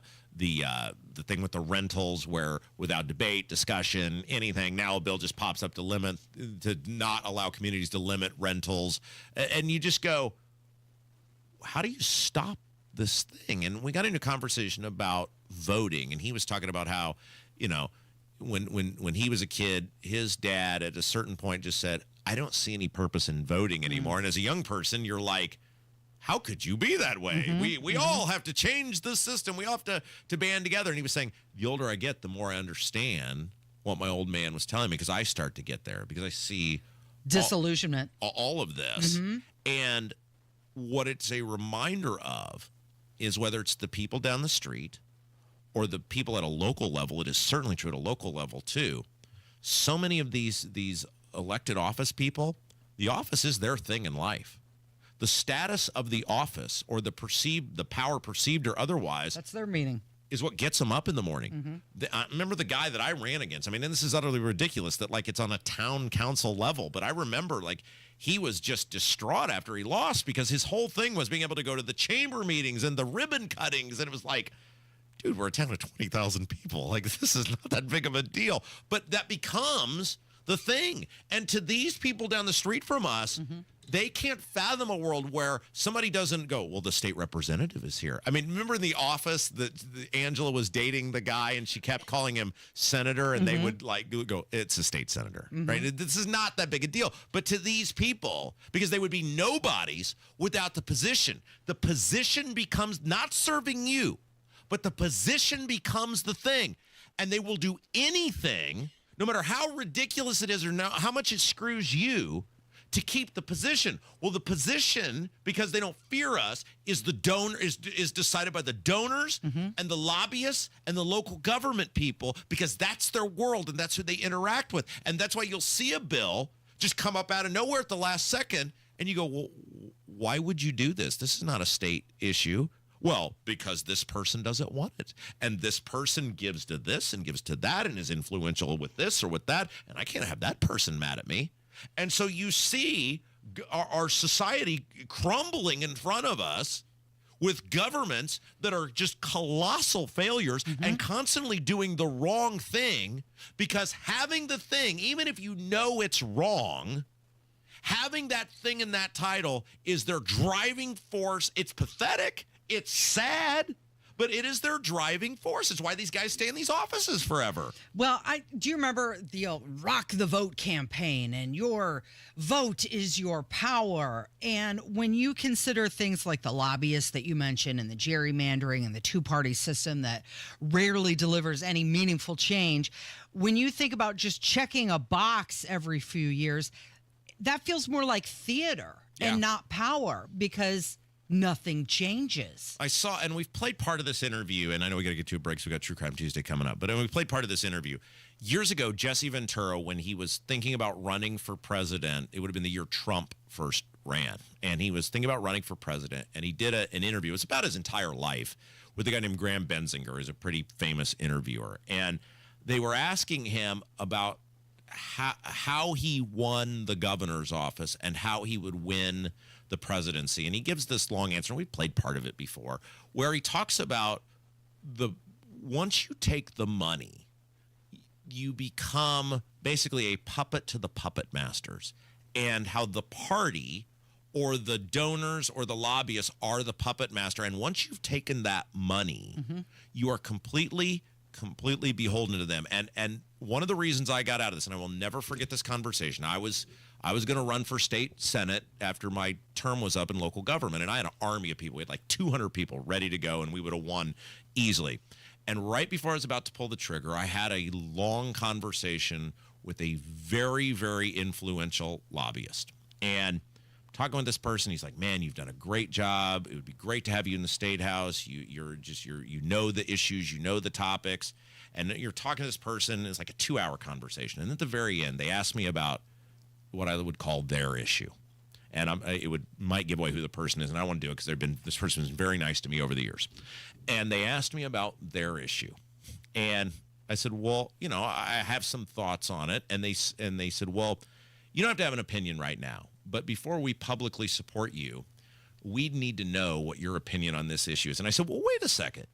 We just spent 2 hours and you were telling me how this was great and this was done well and how this has benefited everybody and how you're excited about this thing. Yeah, that's all true. I said, but you would throw all of that away if you don't agree with their issue. Right, and reelect the guy who you admit is doing a horrible job and is horrible for the constituency of which you're one, and you would throw all that away for this one issue. And the person said, yes, that's how I earn my living. And I would never go against how I earn my living. And I walked out of that meeting, and that's how I ended up getting here. And it took me a couple years to plot that out to get here. But I said, one person cannot topple this system inside that building. And so what's the point if you can't fix the thing inside the building? I've got to find a way to try to fix the thing. And I need a lot more people to hear me than would hear inside that building. And so I thought that was, it all sort of tied together. And you did a great job of weaving that together, of how this system is broken beyond belief, and ultimately it rests with the people who so need the thing that they allow themselves to be bought and broken in the process. We've got True Crime Tuesday on the way. Aphrodite Jones is going to join us, and we're going to tee up the Karen Reed trial, which begins today. And also, she has a chance for you to win one of her books. That is coming up from 93 WIBC.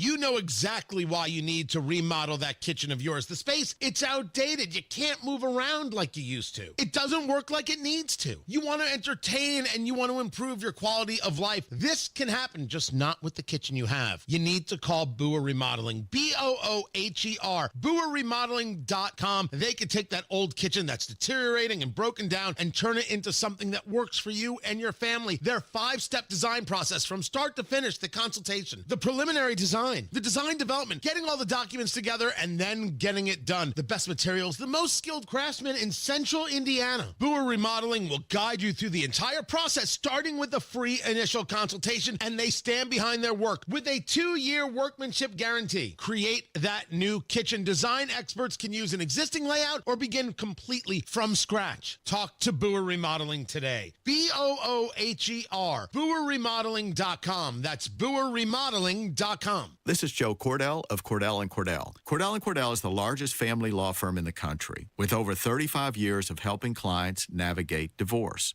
That does give us certain advantages, for example, in focus and resources. But being big doesn't mean less personal or less local. Our attorneys live and work in your community, and as neighbors, they understand the challenges your families face. Partner you can count on. 101 West Ohio, Indianapolis. CordellCordell.com. Wesley Financial Group is not a law firm. Are you a victim of the timeshare trap and think there's no way out? I'm Chuck McDowell, founder of Wesley Financial Group, the original timeshare cancellation expert. And I'm here to tell you that there is a way out. All you need to do is give my office a call. I will send you a timeshare exit information kit absolutely free, explaining how the timeshare industry works and your options for cancellation. Call Wesley now for your free info kit. 800-791-1313. That's 800-791-1313. Paid for by Wesley Financial Group.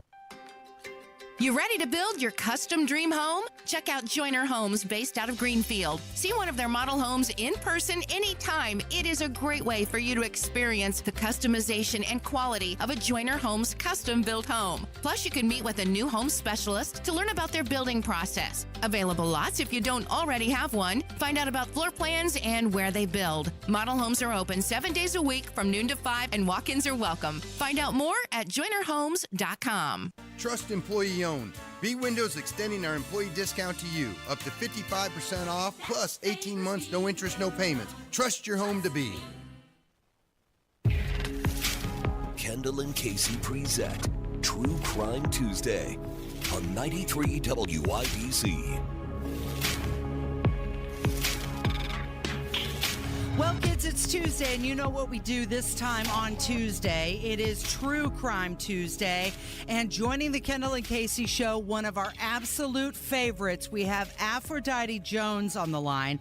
And Aphrodite, before we get into this week's case, which you are going to update us on a regular basis because it's garnering national attention, let's talk about your book, Cruel Sacrifice, first. Tell us about Cruel Sacrifice. So, hi, yes, Cruel Sacrifice is a story that happened, a murder that happened in Indiana. It happened now over 20 years ago. Sorry, 30 years ago. Hello, it's hard to keep track. This is a story of 4 teenage girls who violently killed a 12-year-old girl. And what's interesting and horrifying about it is the backdrop of those teenagers' mentality, these 4 girls who couldn't have looked more innocent, couldn't have looked more anything. There's pure pressure. It's a story, it's probably the most horrific crime story in the history of Indiana. And I'm going to give away a copy of this book through you guys.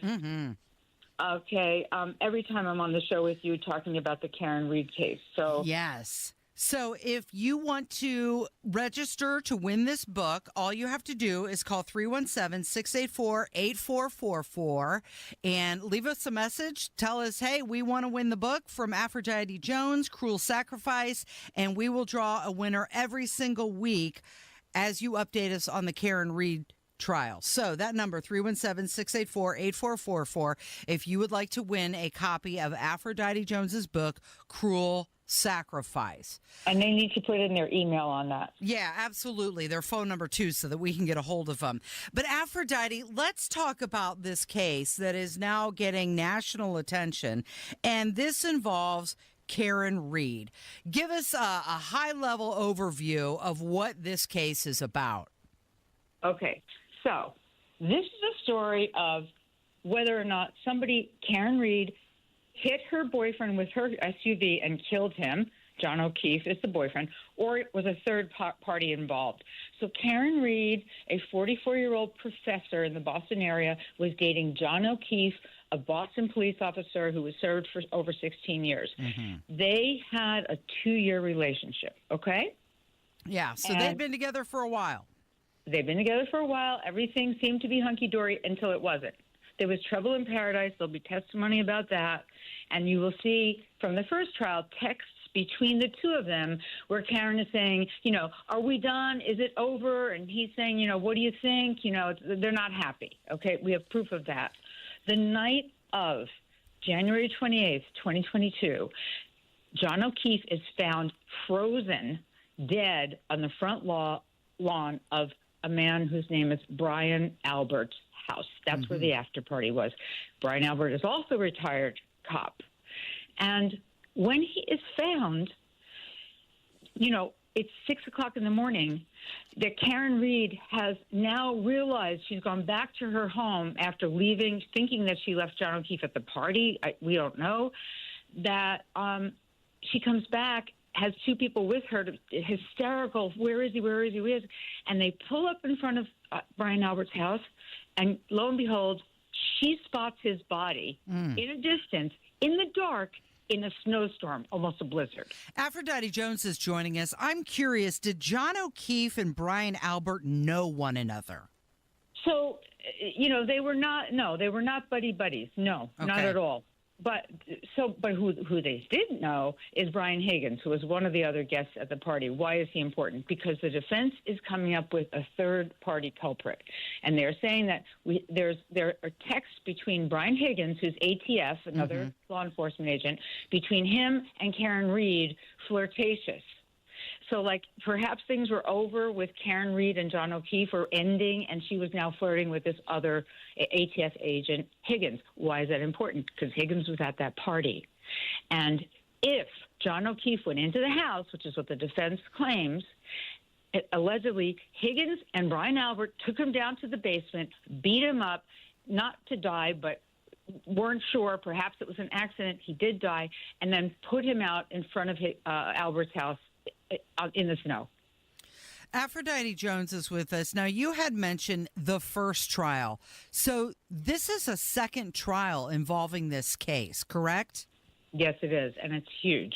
I don't know if your listeners realize, but in Boston, and if you ever look online, there are hundreds and thousands of people obsessed with this trial because they want to argue that we are fighting for justice. We are fighting for the Boston corruption to be over with, and with police in Boston. And so there's that. So do you think that's why this small town crime has garnered national attention? Yes, I do. I think that's why, because people, the police are always under attack these days, which sometimes are valid, sometimes are not. And people like to get, on the bandwagon. And in this case, there's something else. Karen Reed is a pretty woman in her 40s, and people relate to her. You know what I'm saying, Casey? And there are a lot of women who relate to her as being the victim of a corrupt system, that she's been framed. Okay, so that's the argument. Some people are saying that she's the victim. Other people are saying that she's a stone-cold killer. Well, not stone cold killer, because to be fair, she's tried with second-degree homicide and manslaughter and vehicular manslaughter. I don't think she deliberately killed her boyfriend. I think one theory is she was drunk, they had a fight, and he got out of the car and said, I'm going to the party, I don't care, goodbye, leave. And she backed her car into him. She has a broken taillight and other pieces of the broken taillight near where he was found. So it was an accidental killing either way. But the issues are apparently the lead prosecutor in this, the lead investigator, this is important, whose name is Michael Proctor, has been thrown out. He will not be in the second trial because he conducted a slanted, biased investigation because he was friends with the owner of the house, Brian Albert. So a lot of hanky-panky went on, and one of the things that they believe is that this guy Proctor was synonymous with Mark Furman and that he planted evidence, that he planted that taillight plastic stuff next to where John O'Keefe's body was found. So that's part of the crux of this case. Aphrodite Jones is with us, and you had mentioned that the jury has been seated for this trial, and it begins today. That is right. And these opening statements are going to be fiery. One thing I can tell you different that's important is the judge has ruled that the defense cannot argue that the third-party culprit included 3 men who allegedly beat John O'Keefe up. They can talk about the 2 men, Brian Higgins and Brian Albert. That's it. That's a blow for the defense. On the other side of this, there's the judge putting in place, Casey, barriers and barricades around the court because there's so many people outside screaming in support of Karen Reed. Yeah. That happened during the deliberations last time. Yeah, I'm curious. What do you think makes strangers go and make signs and stand outside the courtroom like this? We've got about 30 seconds left, but what do you think? I mean, they don't know these people, not all of them. So why do they do that?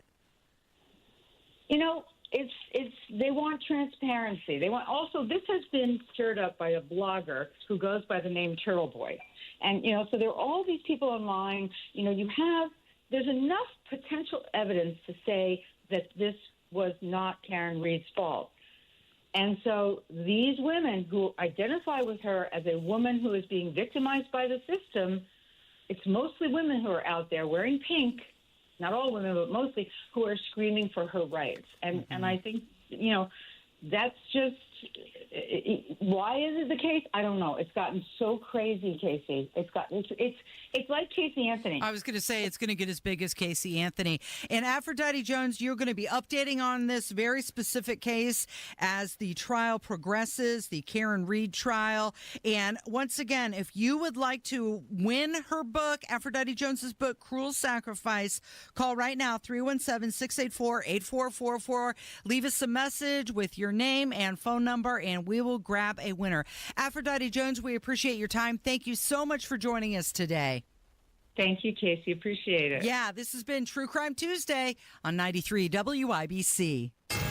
93 WIBC Mobile News. On the level, on the go. Pope Francis's body lying in state at the Vatican. You've got a partly cloudy sky, and it's 59 degrees in downtown Indy. I'm John Herrick. Here's what's trending at 10:32. Public viewing begins tomorrow at St. Peter's Basilica.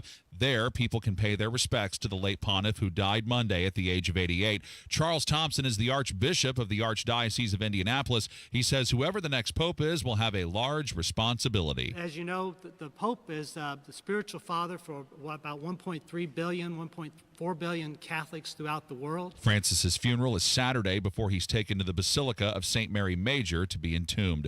Walgreens is agreeing to pay up to $350 million to resolve a case where they illegally filled millions of invalid prescriptions. The government filed a complaint in federal court claiming that from August of 2012 through March of 2023, Walgreens knowingly filled millions of unlawful controlled substance prescriptions, part of which included prescriptions for excessive quantities of opioids. Swiss drug maker Roche says they'll invest $50 billion in the U.S. over the next 5 years as it weighs the effects of President Trump's tariffs on imported pharmaceuticals. Company executives said today that the money will create 12,000 jobs. I'm John Herrick on the level, on the go, and on WIBC.com. Why do so many foundation, basement, and crawl space companies ask for half your money up front? Could it be because that's easier to get than earning all your trust? At the Michaelis Corporation, they believe trust is earned, not demanded. That's why they do things differently. They start with a free inspection, no strings attached, to give you an honest assessment of what your home needs. No pressure, no surprises. When it's time for the work, they don't ask for a deposit or any upfront payment. Not a single dollar until the job is complete and you're 100% satisfied. That's how they've been earning trust for over 39 years. Whether it's sagging floors, moisture control, concrete repair, or a full crawl space encapsulation, you can count on Michaelis for repairs that last. Don't trust just anyone with your home. Choose the company that puts your trust first. Text or call 844-FIXED-INDY today. That's 844-FIXED-INDY. The Michaelis Corporation, building trust beneath your feet. At Hendricks, our cancer care is in the details. When you are with us, and you have our time and you have our energy. We have a wonderful team of highly trained oncologists, physical therapists, speech pathologists, dietitians. Always making sure that the patient is the center of the care. We have excellent nurse navigation that are skilled at identifying barriers to treatment, as well as expertise from Mayo Clinic. It is more personal care than just a number. Visit hendricks.org/cancer. Military veterans and active duty service members, you could become a certified cyber warrior with just 12 weeks of training at My Computer Career. Cybersecurity specialists are in high demand, and IT pros with these skills often enjoy abundant opportunity and a great lifestyle. Protect our people, liberty, and treasured institutions from cyber threats. SkillBridge and other VA benefits are available to those who qualify. Learn more at mycomputercareer.edu/CWP. That's mycomputercareer.edu/CWP. When you're hiring, have you ever felt like you're missing out on meeting great candidates? Well, they're not hard to find when you go to ZipRecruiter. ZipRecruiter helps 10 million people with their job search every day. People who are actively looking for jobs like yours. So it's easy to find the right person fast. 4 out of 5 employers who post on ZipRecruiter get a quality candidate within the first day. Try ZipRecruiter for free at ZipRecruiter.com/free. That's ZipRecruiter.com/free. Help DEA keep our community safe and healthy by participating in National Prescription Drug Take-Back Day, Saturday, April 26th. Take action right in your own home by cleaning out your medicine cabinet of unneeded medications. Keep them safe, clean them out, take them back. Find a collection site near you at DEATakeback.com. Do your part to lower overdose deaths and prevent prescription drug misuse before it starts. That's DEATakeback.com. This is Danny Reinhardt with Reinhardt Heating and Cooling. Give us a call for any of your heating and cooling needs. We're here to serve you. 317-745-4526. Reinhardt is your trusted local independent American Standard Air dealer. You're listening to the Kendall and Casey Show on 93 WIBC. It's time to hear from you. Kendall and Casey present Voicemails. Brought to you by QC Kinetics for non-surgical regenerative medicine treatment at 317-559-PAIN. The phone number 317-684-8444 if you'd like to get involved and leave us a voicemail with Kendall and Casey on 93 WIBC. Hey, Rob, guess what this first phone call is about? What, Casey? Someone's displeasure with Governor Braun. Yeah, the idea of anybody getting to anybody lays with Braun. The question is, who got to Mike Braun? Somebody did. What do they have on him? The idea that the people didn't go to these board meetings and such and so on is ridiculous. We didn't think we needed to, Mr. Governor. We thought you had our back on this one. And nice try saying the veto is symbolic. It only passed by, 2 or 3 votes? You don't think if you vetoed it, 2 or 3 people wouldn't have caved? Come on, Governor. We're not dumb, and we're going to remember this next election. Yeah, so top of the next hour, we're going to probably put a bit of a cap on this property tax discussion. But he's right. He's right about all of that, that it was basically 3 votes. Mm-hmm. Vetoes do not get overridden all the time when the vote is that close, especially on an issue. You would have built up so much momentum because they don't come back right away and override the veto. it would have built up so much momentum in that time Yeah. that you might have been able to sway other people. They've been like, look, this is just not worth the hassle. Let's reconvene. Mm-hmm. He signed that bill because he wanted that bill. He wanted to. He's clearly proud of it. He's running ads talking about how he's Right, proud of it. Right. Either that or doing a little damage control. That's what I thought all along is he could have been...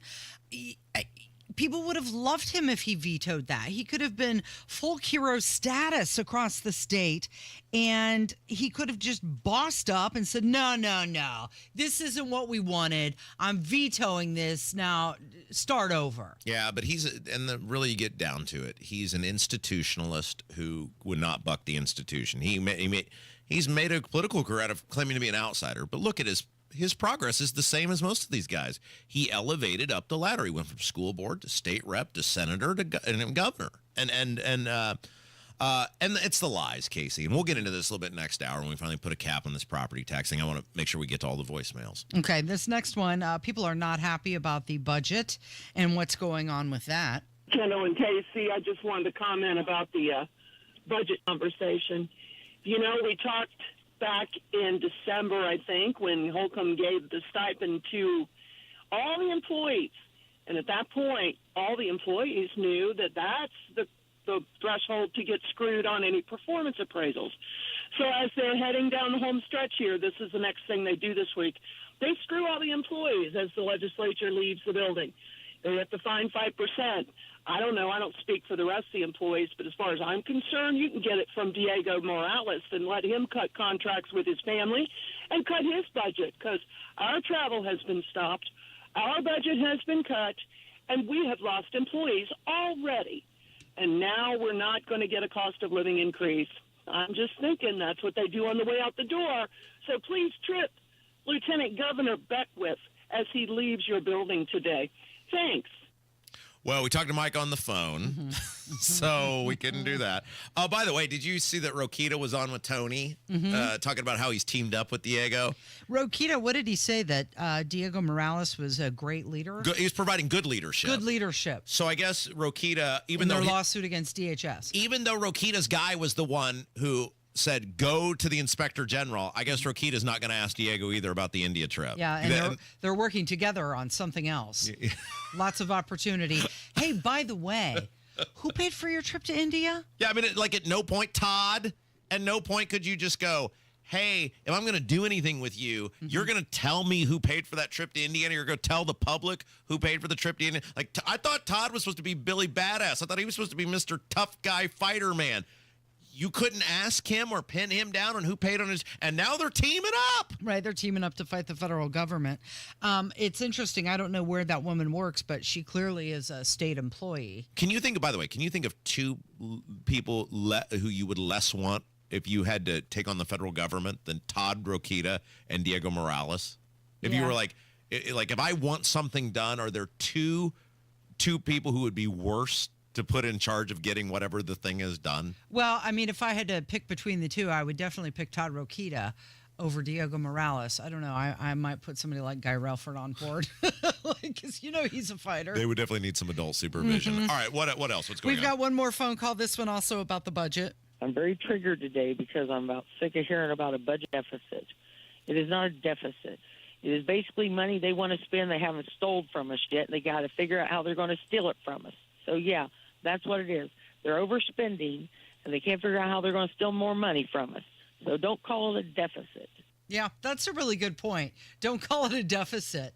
That's like the trustee from Lafayette who said they were going to have to fire firemen. No, you're just not going to have to hire them. Yeah. Is that it? That's our voicemails today? All right. Well, I guess we'll do an extended segment with Hammer when we come back. How about that? It's Kendall and Casey on 93 WIBC. Promises made, promises kept. Governor Mike Braun's bold leadership is already getting things done for Hoosiers. Governor Braun and State House Republicans are delivering massive property tax cuts. We're talking nearly $1.5 billion in relief. That's real money back in homeowners' pockets. But Braun didn't stop there. He cut local income tax capacity by nearly $2 billion and capped the local income tax rate to protect Hoosiers. And Braun led the fight to reform local government taxes, giving Hoosiers more say by requiring referendums be held in high turnout elections. Thanks to Governor Braun and State House Republicans, your property taxes will be lower. Future increases are reined in, and the system is now more transparent. Visit HoosierHope.org and let Governor Braun and Republican legislators know you support historic property tax cuts. Paid for by HoosierHope.org. Listen up, Gen Xers. Elizabeth Banks here. The recommended age for pneumococcal pneumonia vaccination has been lowered to 50 and older, even if you're healthy. It's up to us to lead the way. We've done this before. Music videos, fanny packs, even the World Wide Web. So let's do it again and get vaccinated. We're at over 6 times greater risk for pneumococcal pneumonia compared to adults under 50. Gen X, this is our shot. Visit vaxassist.com to schedule. Sponsored by Pfizer. Your nose is for breathing. Your mouth is for eating. And if you're breathing through your mouth, it's not because your body wants to. It's because it has to, because your nose isn't working properly. And although you've lived like this, it's no way to live, and it's having a significant impact on your life. I know you know this, and I know that taking action isn't always convenient. But at Advent, we've done all we can to make changing your life for the better as easy as possible. I'm Dr. Madan Kandula. With tens of thousands of our patients, a thorough breathing triangle evaluation, along with a simple 20-minute in-office procedure called balloon sinuplasty, has opened their nasal passages, allowing them to breathe freely through their nose for good. And there's a good chance this procedure can do the same for you. We'll help you breathe through your nose again, and it will change your life. Go to adventknows.com to schedule your appointment, because Advent knows when you breathe well, you live better.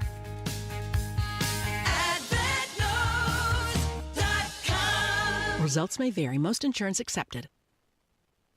You love spring in Indy, but you hate to paint, so do what Judy did. She called Rhino Shield. The house that Rhino Shield did for my husband and I, after having the house painted with kind of usual house paint, I was seeing cracks appearing about every 3 years and just wasn't very satisfied with that. Rhino Shield's a ceramic coating specifically formulated for our unique climate. I can't speak highly enough about the Rhino Shield crew. They also were great at working with me to get the exact right color, because I was very particular. Indy, you too can have the guaranteed protection of Rhino Shield right now for 15% off the regular price. I would not hesitate to call Rhino Shield, and I am just thrilled to recommend Rhino Shield to my friends and neighbors and family. Here's Rhino Shield's Shane Smith. This offer is limited, so call me at 888-RHINO-41. That's 888-RHINO-41. Don't paint. Don't vinyl. Go Rhino. Paint your house again. Rhino Shield. Okay, guys, if you've got kids, Life Church has an amazing event going on. Listen up. April the 27th, Silly Safaris and their interactive live animal presentations are coming to Life Church.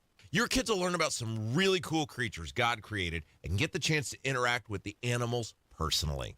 This Sunday, April 27th, all 4 Life Church locations, Noblesville, Fishers, Eagle Creek, and Pendleton, will be hosting this amazing animal adventure at the regular service times. Silly Safari's live animal show is the perfect blend of fact and fun for all ages. Learn more about Life Church on the web, lifechurchin.com.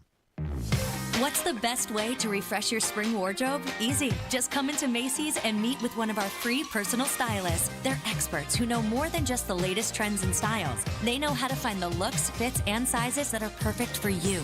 Even better, get an extra 20% off purchases at your first session. So book your free appointment in-store or at Macys.com/personal stylist and walk out with a whole new spring wardrobe at 20% off. Savings off regular and already reduced prices. Exclusions apply.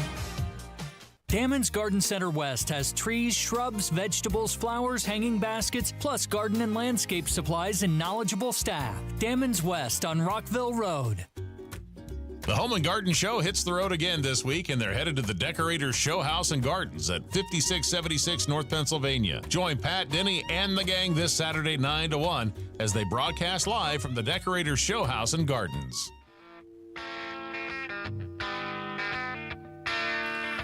From the #1 rated Hammer and Nigel show, Jason Hammer is in the studio. Good morning. Good morning, and man, we are counting down the days for a couple big things we got coming up. Our Tales from the Track event presented by Relay Indiana. Jack Daniels, also a big part of that. That's May 19th. at the Ray Hall Performance Center. Dick Simon, your featured guest this year? I'm not telling you again, it's not Dick Simon. It's Graham Ray Hall. And as of yesterday morning, now this was like 24 hours ago, we were under 25 tickets left. Wow. So I don't know what that number is yet today, but it's close to being sold out. So if you haven't bought your tickets yet, buy your tickets now. You get the dinner, you get the drink tickets, the cash bar, the really cool, like, tour of the Ray Hall facility with all the bajillion-dollar cars, the meet and greet with Graham, the stage show. Going to be a fun night. And then the next day, we're killing Benjamin Ritchie. I don't know State which of one Indiana is you're more- killing that no good, rotten piece of crap, Benjamin Ritchie. I don't know which one you're more excited about. It's close. It really is, because this one is personal. Like, you've always seen those movie trailers, right? This time, it's personal. personal. Well, this was the scumbag that killed the police officer in my hometown. And I know the family of the victim, and just an amazing family. The widow is just a sweetheart, and I'll be happy when he's not breathing anymore. Yeah, and he's been so arrogant about it all. Yeah. He's one of those cats that's done all those, like, MSNBC documentary shows they used to have about death row and prisoners, had the badge number of the officer tattooed on his neck. At the sentencing, stood up and called the grieving widow the B word. Just the worst of the worst. Yeah. And when he's not breathing anymore, this world will be better off because of it. And I'm counting down the days, so I like that too. Got a big May lined up. And then the race. Yeah, the Indy 500 coming up that Sunday. I've got an AC/DC concert mixed in the middle there, so I'm ready to go, man. This is going to be a fun time in Indy. The weather has taken a turn, so I like this. I could get with some 70s, early, low 80s. I'm on board. Now, I'm a little flustered today.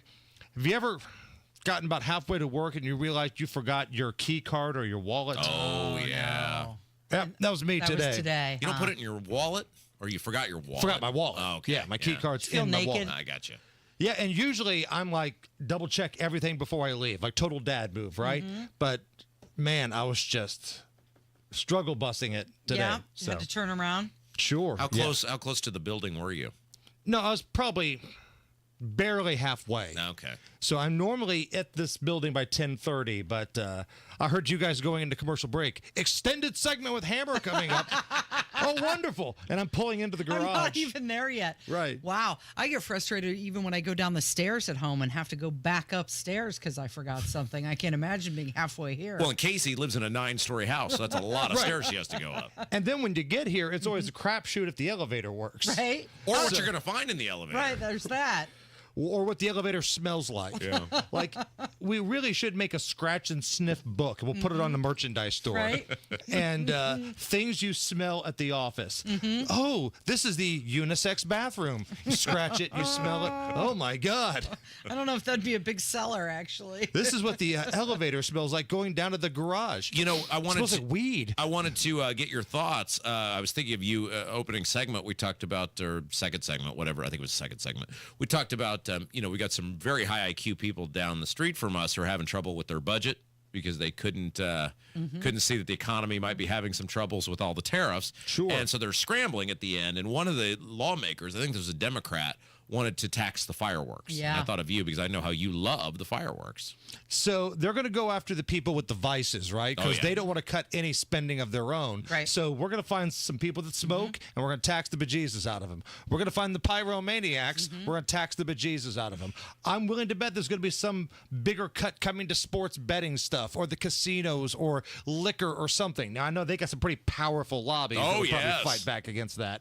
But, yeah, that's what they do. Instead of finding any corners to cut and actually be fiscally responsible, like every family has to do, they chose, screw it, just stick it to the smokers. Well, and this is, it's like, we want to avoid K through 12 education cuts at all costs. You just gave them a big increase. Like you can't pare back a little bit of their increase that you're like, why is K through 12 the one that always goes up no matter what? Why is that the golden goose? Like, look at the results. Only like 5 of these school systems are getting, by their own standards, even a D. Purdue University had to give a stern finger wagging to specifically Marion County like a year ago because they were saying, your students are not qualified to come to our university. So I know their scores say one thing, but these kids are not smart. So you better figure out something going on here, or none of these kids are going to be graduating from Purdue. And now they've yanked out. It's not going to happen. The universal school choice. I mean, it is really. I mean, Braun is an epic loser.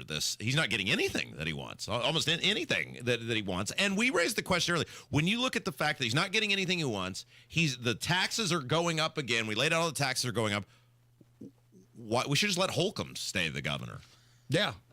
And the thing that really just stinks more than anything, we could sit here and bitch and complain about all these butt sniffers over there at the State House, right? From the Senate pro temp to the House leader to that no good rotten sleazebag Baldwin, all of those guys, right? They won.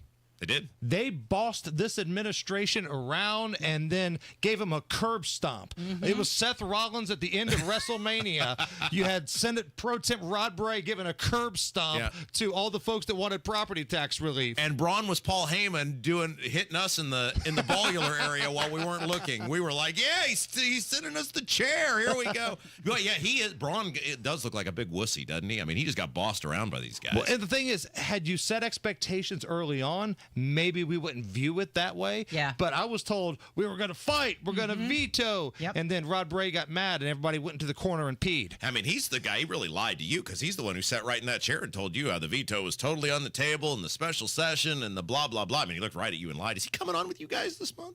I hope so. He was supposed to be on our program tomorrow. He is supposed to be here tomorrow. Oh. I sent a text to confirm. I haven't heard otherwise, so I would assume that everything's still on schedule. We will see. That should be interesting. What's coming up today? What are we doing today? Today, one of my favorite segments of the week is when Jeff Boggs comes by, not Kenny Rogers. Arguments? No, Barguments is Friday. Okay. Thank you, Casey, for Thanks listening. for staying up to date on the program. You know what? Just go to break. No, we got to know what's coming up on the program today. We got Jeff Boggs coming by. We've got information, biggest stories in Indy, and caller roulette today. Caller roulette? That's my favorite segment. And it's on Tuesday, Casey. Got it. I'm going to write it down, okay? Thank you for being here. Thank you. You're listening to Kendall and Casey. It's 93 WIBC. Pay attention.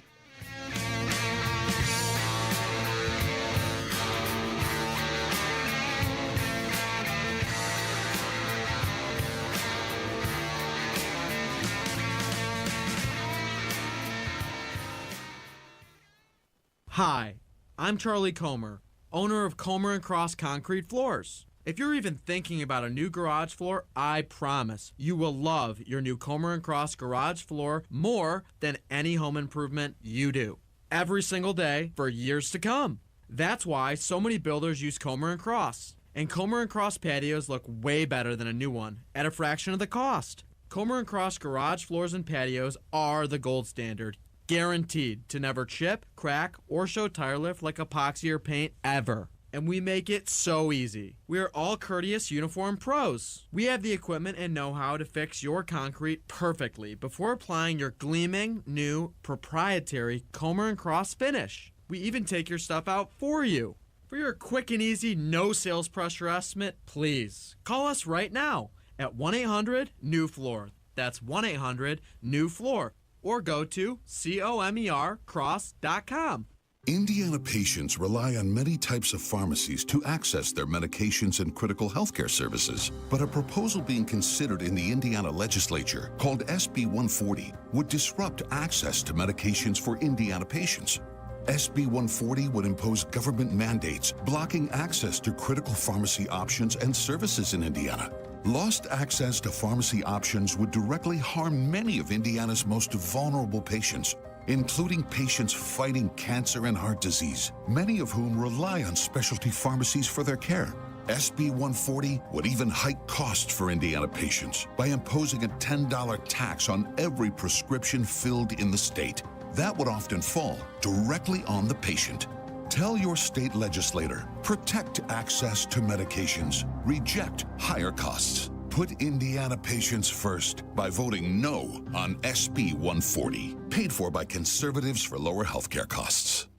Listen up, Gen Xers. Elizabeth Banks here. The recommended age for pneumococcal pneumonia vaccination has been lowered to 50 and older, even if you're healthy. It's up to us to lead the way. We've done this before. Music videos, fanny packs, even the World Wide Web. So let's do it again and get vaccinated. We're at over 6 times greater risk for pneumococcal pneumonia compared to adults under 50. Gen X, this is our shot. Visit vaxassist.com to schedule. Sponsored by Pfizer. Mike Rowe here with a quick question. Have you noticed cracks in your drywall, chimney, or exterior walls? I hope not, because if you have, they could be indications that you've got a much bigger problem with your foundation. That's where Indiana Foundation Service comes in, a groundworks company. They can honestly assess your situation and create a plan to stabilize your foundation. Schedule your free inspection at indianafoundation.com/row. And while you're there, check out my latest dirty job. Licensed in all states where work is performed. See website for detail. Trust employee owned. B Windows extending our employee discount to you, up to 55% off, plus 18 months, no interest, no payments. Trust your home to be. Coming up in 2 minutes from the Technology Recycler Studios, the Archbishop of Indianapolis says there are some things you should know about Pope Francis. Not everyone's on board with the new law going into effect in Fishers. You'll hear what the law says and why they're upset. Plus, why a robotics team in northern Indiana is celebrating. Those stories and more after Fox News Radio. You are listening to 93 WIBC. WIBC HD1 Indianapolis. It's 11 o'clock. It's a case about religious liberty and parents' rights. I'm Dave Anthony, Fox News, and the Supreme Court just heard arguments after parents in Montgomery County, Maryland, sued over books their kids were read in elementary schools about gender identity and sexuality. Angry they're not allowed to opt out of those readings. Billy Moggs took her children out of school altogether. So kids are confused, and they're going home asking their parents what they're learning at school and at home is not lining up. Fox's David Spunts outside the court. Those on the other side of the argument say it's simply too tedious for a district like Montgomery County to notify each individual parent, and of course they cite the high absenteeism. Defense Secretary Pete Hegseth keeps defending his Signal group chats discussing U.S. military strikes in Yemen last month after reports he included his wife and brother. What was shared over Signal, then and now, however you characterize it, was informal, unclassified coordination. Hegseth also tells Fox this morning these stories with anonymous sources are leaks intended to smear him and hurt President Trump's agenda. They'll move Pope Francis's casket today, and then tomorrow there will be a public viewing. And Fox's Alex Hogan reports from St. Peter's Square in Rome. Cardinals are arriving from around the world, and the first meeting took place, about 60 of them setting that time, making that decision to decide that the funeral would take place Saturday at 10 a.m. local. That is 4 a.m. Eastern. In a few weeks, Cardinals will choose a new pope, replacing Francis, who died yesterday at the age of 88. Months after the FDA banned red dye number 3 in food, Health and Human Services Secretary Robert F. Kennedy Jr. plans to get rid of more. The phase-out of petroleum-based synthetic dyes that are used in brightly colored cereals, drinks, and candies, bringing the U.S. closer to Europe, which has already banned or heavily restricted their use due to health concerns. Last month, West Virginia banned the dyes in all food and beverages, with similar efforts in 20 more states over links to neurobehavioral problems in children. That's Jeff Manasso on Wall Street. The Dow's up almost 800. America's listening to Fox News. 93 WIBC Mobile News. On the level, on the go. A man with the people, not above the people. Partly cloudy and 60 degrees in the Circle City. I'm John Herrick. Here's what's trending at 11:02. That's how Archbishop Charles Thompson with the Archdiocese of Indianapolis described Pope Francis this morning. That we are to go out and be missionary, not to worry about being clean and neat, even when the messiness, the muck of life. He talks about pastors, people who are serving others should come back with the smell of the sheep. He was great with coining a phrase. The church is a field hospital, those kind of things. Thompson says so many people both inside the Catholic Church and outside of it learned a lot from Francis's wisdom. A new city law will limit how many single-family homes can be rented out in each Fishers neighborhood. It definitely restricts property rights of its citizens. That's Paul Lattig, a mortgage broker, speaking to Wish TV. What you're doing is reducing the demand for properties, carving out an entire pool of buyers. Investors won't be able to buy homes. This new rule limits rentals to 10% of homes in each subdivision. Homes already being rented can stay that way, but no new rental permits will be given in neighborhoods that are over the limit. Gas prices have gone back up again. Gas Buddy says the statewide average is now $3.08 a gallon. That's an increase of 7 cents from where it was this time on Monday. The cheapest gas in the state is in Indianapolis at $2.68. The fire on I-65 burned so hot Monday that it turned the road surface into gravel. Chris Davis reports the road, though, is now back open. This is the fire that happened in the southbound lanes of I-65 near Roselawn in northern Indiana in Lake County Monday. It was caused when a semi-truck's brakes caught on fire and the fire spread to the trailer, which had a load of spray paint, which is highly flammable, and caught the woods on fire, the median, and then the surface of the interstate.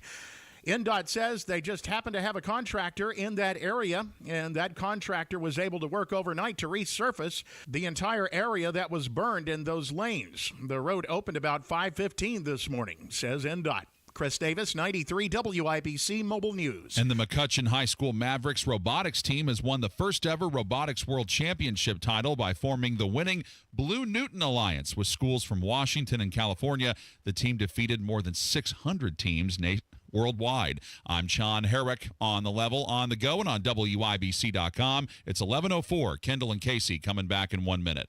You know exactly why you need to remodel that kitchen of yours. The space, it's outdated. You can't move around like you used to. It doesn't work like it needs to. You want to entertain and you want to improve your quality of life. This can happen, just not with the kitchen you have. You need to call Booher Remodeling. BOOHER. BooherRemodeling.com. They can take that old kitchen that's deteriorating and broken down and turn it into something that works for you and your family. Their 5-step design process from start to finish, the consultation, the preliminary design, the design development, getting all the documents together, and then getting it done. The best materials, the most skilled craftsmen in central Indiana. Booher Remodeling will guide you through the entire process, starting with the free initial consultation, and they stand behind their work with a 2-year workmanship guarantee. Create that new kitchen. Design experts can use an existing layout or begin completely from scratch. Talk to Booher Remodeling today. BOOHER. BooherRemodeling.com. That's BooherRemodeling.com.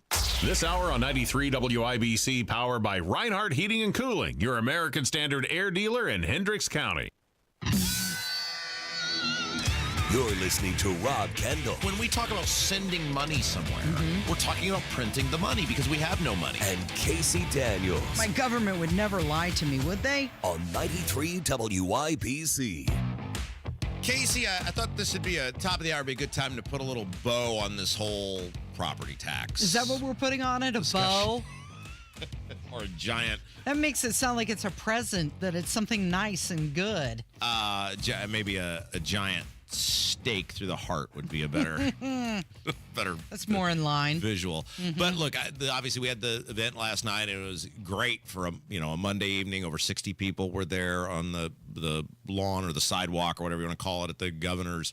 What a big house that is, by the way. Yeah. It looks really nice. It really pisses you off when you see the size of that house and then you go, that dude spent $118,000 to fortify his home 3 hours away because that house wasn't good enough for him. Not good enough. I mean, that is outrageous for them to act like there's no money or that we're having this issue with the budget. And it's like, you had $118,000 to fortify his other house when the thing he's living in is like beautiful lifestyles of the rich and famous. Yeah, it's got a nice gate. And so, I was at a very nice event last night, a lot of good speakers. And I was thinking as things were winding down, I said, we've probably reached the end of the road for this because clearly he's not calling a special session. He's not going to revisit this issue. And so I just thought it would be good to kind of just bring this whole thing together because some really good things did come out of this. And I talked about it a little bit last night in my speech.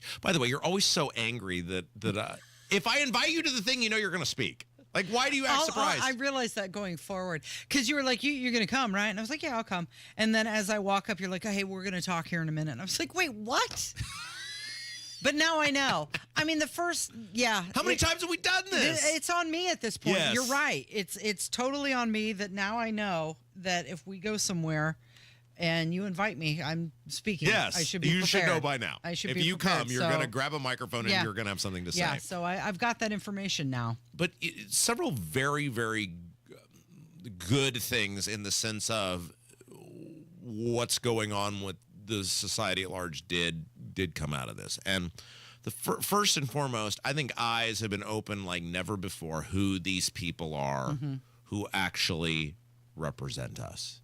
I mean, when you see the past 3 months, the things we have been talking about and the names that have come out and the things these people are doing, whether it's Scott Baldwin, the senator from Hamilton County, with the company that he runs that makes just an ungodly amount of money off local government contracts, and those contracts are paid for with property tax dollars. You see how compromised that guy is on every vote he makes related to local governments. Yeah. Everything that he does, you know that he How is it in some way benefits him. compromised if it Yeah. involves a local government, because his company that he runs makes a huge amount of money. There's a bunch of these people, guys like Brett Clark, another senator who is a consultant for these construction. Nobody was talking about this, but now we've put it front and center at everybody's mind.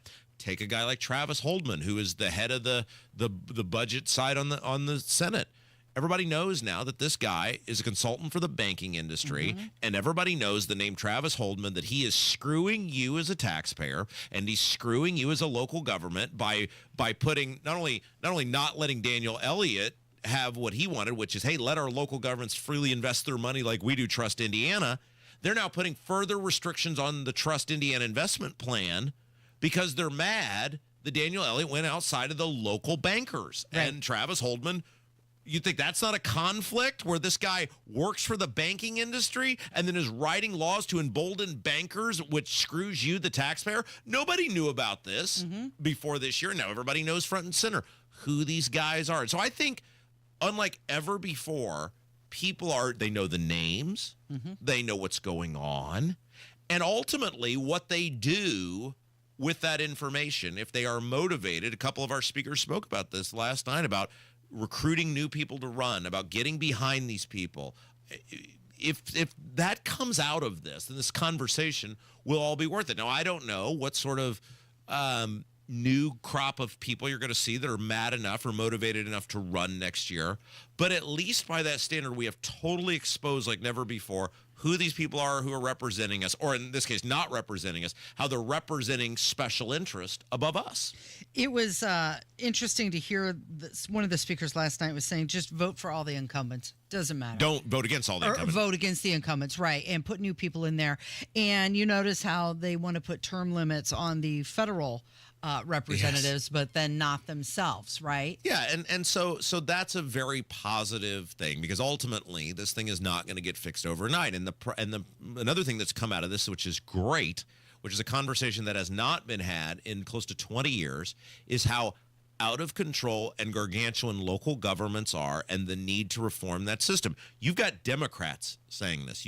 These are Democrats like Ed Delaney and Kerry Hamilton who are, admitting these things, that the local governments are too big and we've got to do. I mean, there's 2,800 plus. When is the last time in a public square we had a conversation about there being 2,800 plus agencies of local government in the state of Indiana? It didn't exist. Now we are having that conversation. Now when people, our audience, hear townships, they think about how they're sitting on $700 million of money with nothing to do. That's your money. Is that a great use of your money? No. The last time we had an honest conversation about local government reform was in 2007 with the Kernan Shepard report, and that led to Mitch Daniels getting the property tax caps because he was able to use that to get the legislature to go along with property tax caps. So that's a positive thing as well. And those, I think, are the two real shining examples of things that have been revealed this legislative session that wouldn't have happened because of this property tax debate. It's really interesting when you hear so many people who are so vocal on national issues when they talk about Trump or Biden or Democrats, and they're just so vocal and passionate. And when you when it really comes down to it, it's your state government and your local government that truly is affecting your life. Absolutely. And you have seen that play out over the past couple weeks, how this bill that was supposed to save us money on property taxes is now turning into some complete other Frankenstein bill that is going to affect you so much more. The other thing that came out of this, and this will be a continuing theme throughout the next, well, I think it'll be several years, but who Mike Braun actually is. Because ultimately, Mike Braun might not have been able to stop what was passed, but he didn't even try. And for the next year or more, because he doesn't have a plan.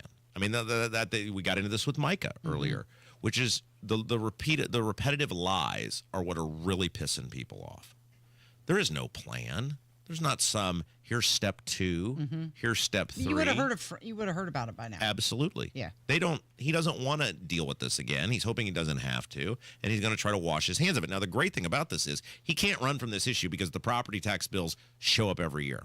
And the other wonderful thing that's going to come out of this is because local income tax, which has never been a front and center issue before, this has just been quietly done by the counties.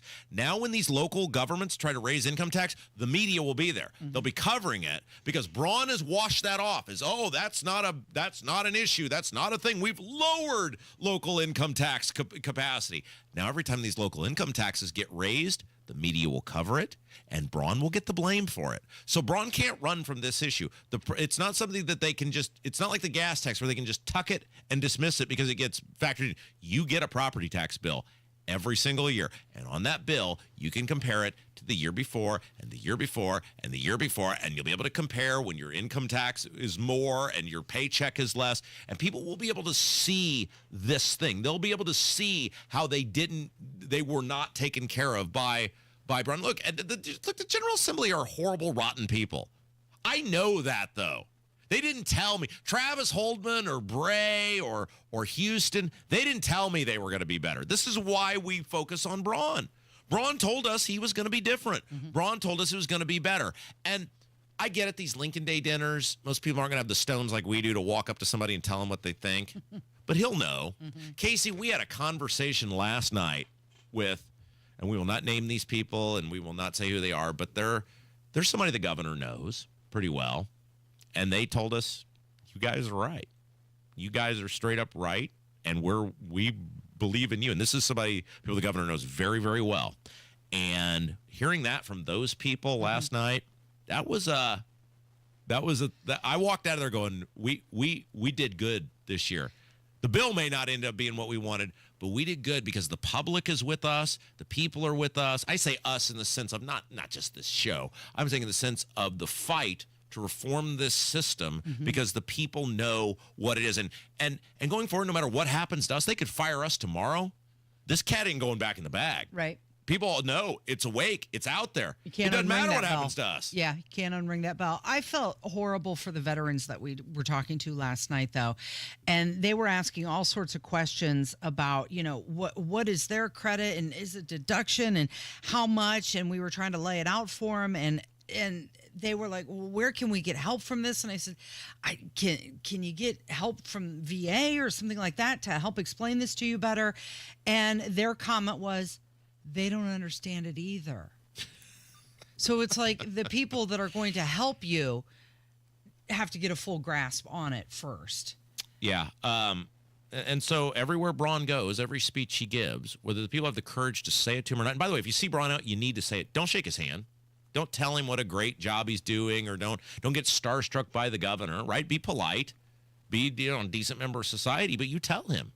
They need to hear it. Every one of these people, your state reps, everybody not named Andrew Ireland or Craig Haggard or basically Mike Young, right? Like that's the three. Everybody not named those three guys need to hear it. If your state reps or senators are anybody other than those people, when you see them out, you tell them what you think of them. You tell them what they did to you. If they don't, they will keep doing it. At some point, stand up for yourself, Poindexter. At some point, you got to take control of your own existence. When you see these people out, do not applaud them. Do not act like they're a big deal. You've got to speak up. And so the governor will at least know whether people have the courage to do that or not. And by the way, if you don't, you're hurting. You're only hurting yourself. He'll know every eye looking back at him that they're not happy. The public is not happy. They're not running these ads out of the goodness of their heart, right? Something Micah said that kind of struck me, and he was saying, this is just step one, and we've got 4 years.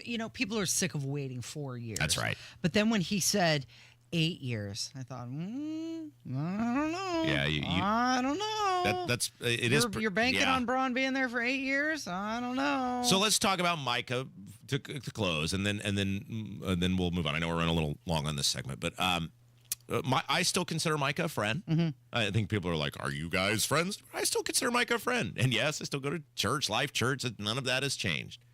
But I think what I have proven over the past several weeks is that what I've always told you, our audience, which is my relationship with you, the audience, is what will always be put first. And it's not been easy to be critical of somebody who's one of my best friends. Well, like I told you, you've been radioing for 20 plus years. He's not been the lieutenant governor nearly as long.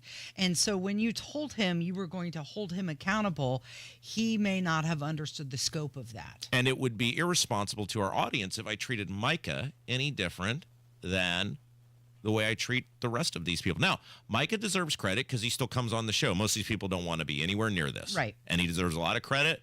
Micah gets to be lieutenant governor, whether he is held to account or not. And he stepped up and said, I'll talk to you guys at 8:15. So he deserves a lot of credit for that. But our relationship, what we've built here, was built on us always putting you, the audience, first. Always holding the politicians, whether they're friend or foe, accountable. And my parting advice to Micah on this is because he's really, and I'm sure he sees the comments, he's tried to thread a needle on this, and it hasn't worked. And he was trying to do that on our show still. Everybody knows Braun doesn't have a plan. Everybody knows Braun wants to be done with this. Everybody knows Braun is not coming back for some big thing next year. It's not like you're going to see some local government reform bill that's going to rival what Kernan Shepard had proposed almost 20 years. That's not happening. Just stop saying that. Braun has nothing. He wants to be done with this, and he wants it off his plate. And my advice to Micah would be, you're never going to please these people in the State House. None of them want you there. They want to get rid of you. They're going to do everything in their power over the next 9 hours, over the next 9 days, over the next 9 months, over the next however many years you're there to get rid of you. Your relationship was built on a bond with the people. Same way ours was. Same way as when I had to make a choice, do I rip my buddy because he did something that I don't agree with, or our audience didn't agree with, or do I not? I chose the people. Well, and you need to choose the people too, Micah. You had to, because people would see right through it. You know, this guy in the YouTube chat is right. Micah could be governor if he stands up to Braun and calls him out. And if he just stood up on this and done that throughout the whole process, he'd be in a primo position right now. Yes. The problem is he's on the team, or people perceive him as being on the team. He's in a tough spot because he in a way, he has to work with them. No, he doesn't. No, he doesn't, Casey. He doesn't have to work with them at all. He has no constitutional responsibility. True. I mean, he's not going to be passing any laws or anything. Right. He has no constitutional responsibility. Wouldn't it have been beautiful had he been the tie-breaking vote? Well, what would have been beautiful is if sent from the beginning, because he knew what it was, even if he didn't understand it, to say what he thought about it, which is it's a pile of garbage. And it is a giveaway to big businesses at the expense of everybody else. So this is the last thing I want to say, and then we'll get off of it because I think it's run its course. And I said this last night. I want to thank every one of you who has engaged on this issue over the past, not just 3 or 4 months, but the past year. And we haven't ultimately gotten what we wanted, but we have done a lot of good in terms of opening people's eyes to who these people are down the street from us, how they view you, and how they act on a consistent basis. And I told that story last hour. I came here. I left politics to come here because I realized that one person could not fix that system.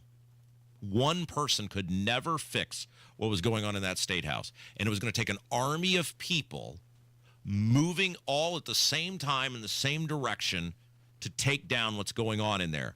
And maybe next year, if enough of the right people decide I've had enough of this crap, and I'm running for state house, and I'm running for state senate, even if we win 10, even if 10 of those seats go down, the message that would send if you could get 10 between the House and the Senate, it's a pretty low bar when you're talking there's 100 of them or whatever that are going to be running.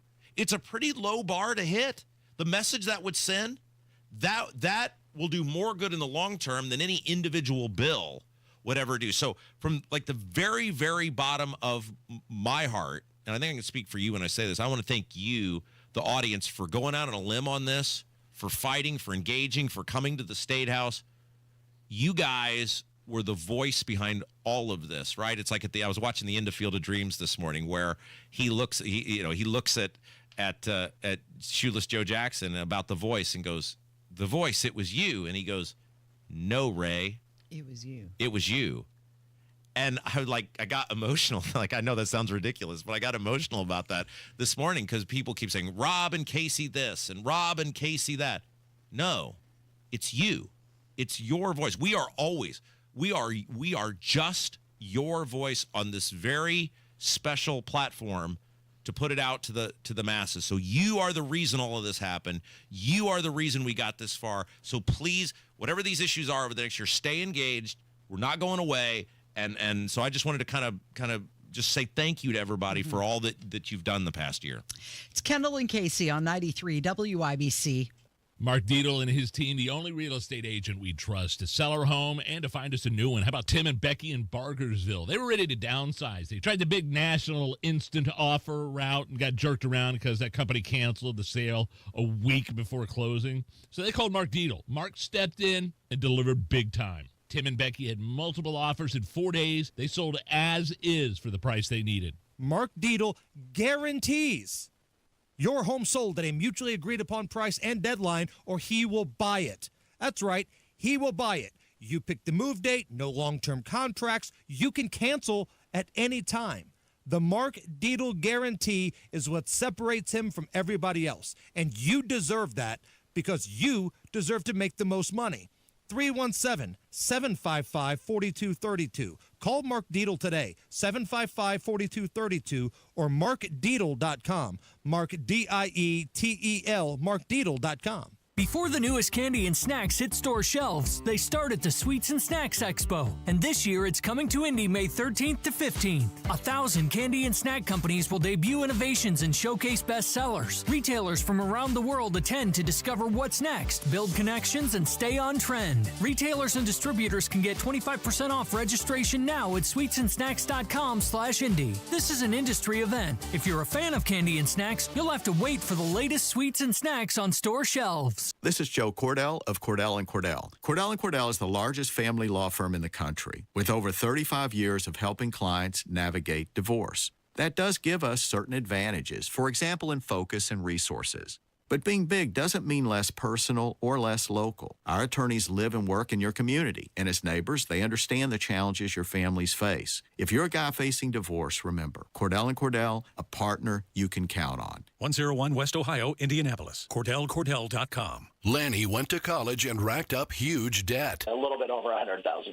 For a degree he couldn't use? Now what? I had a friend that went to my computer career. They even helped him get hired immediately after graduation. One of the things I love about IT is that you can work from anywhere you want. You could become an IT pro in just months, including cybersecurity and the basics of AI with zero experience at mycomputercareer.edu. It worked for me, and I know it can work for you. This is one student's experience. Individual results vary. Spring's here, and it's time for a new patio. Indy Decorative Concrete is offering free demolition. Offer ends April 30th. Visit IndyDecorativeConcrete.com for details.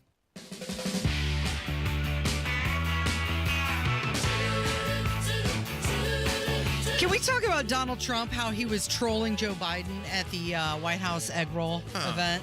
Still? Yes. Did you see it? Well, first of all, they changed the bunny. It's no longer the white rabbit.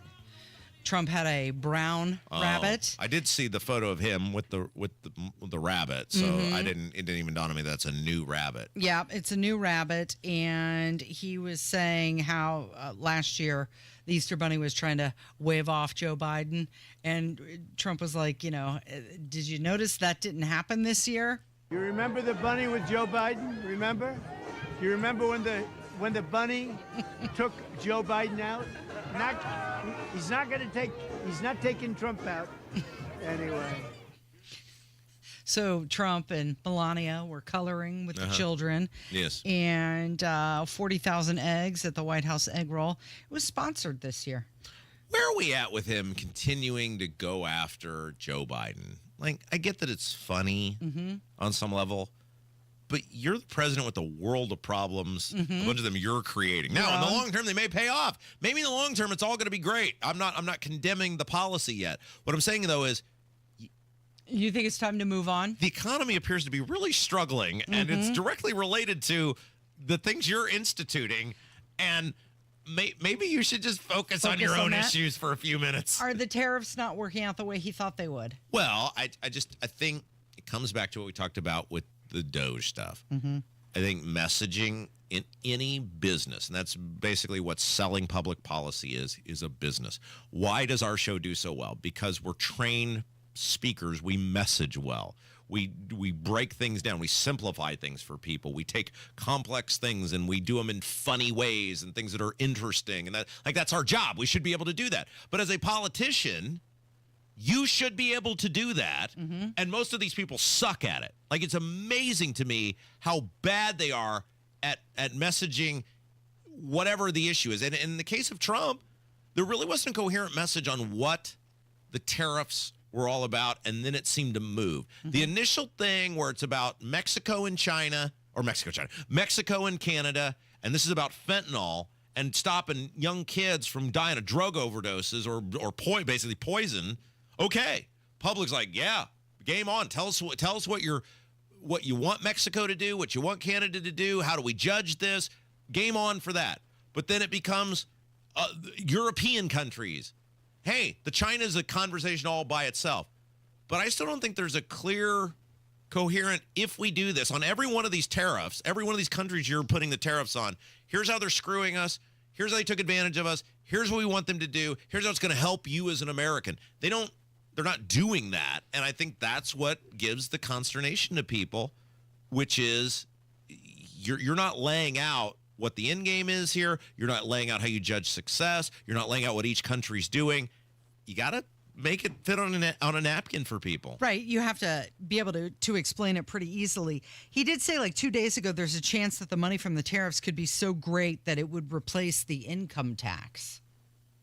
So Stop. Right? I mean, he's still selling that message, though. Stop. He can't even get his, and this is another great example, and I know we got to get to a break here, but I mean, they've run into all sorts of problems now with this reconciliation bill because it's totally, they make all these promises to all these people, and now because they won't cut, they will not cut at the core, which the core issue in this country is Social Security and Medicaid. That's where the overwhelming amount of our money is going. It's the obligations. The system is broken. And because Trump's like, can't do that, these lawmakers are going, dude, we cannot cut without touching in the entitlement programs. We cannot cut without, nope, can't do that. Well, then you can't do no tax on tips, buddy. Like, you got to pick.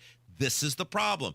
Overpromise, underdeliver. Business and in politics, you underpromise, you overdeliver. I don't know why this is so hard. We keep getting it backwards. Yeah. So at the egg roll at the White House, they did have some corporate sponsors. Amazon, YouTube, and Meta sponsored the event. $200,000 was one of the top price packages, and then they had other packages available for $125,000 and $75,000. Can you imagine the low level, like what do they always do, like gold, silver? It's like the platinum, gold, silver level. The bronze one, you cheap bastard, is $75,000. Right.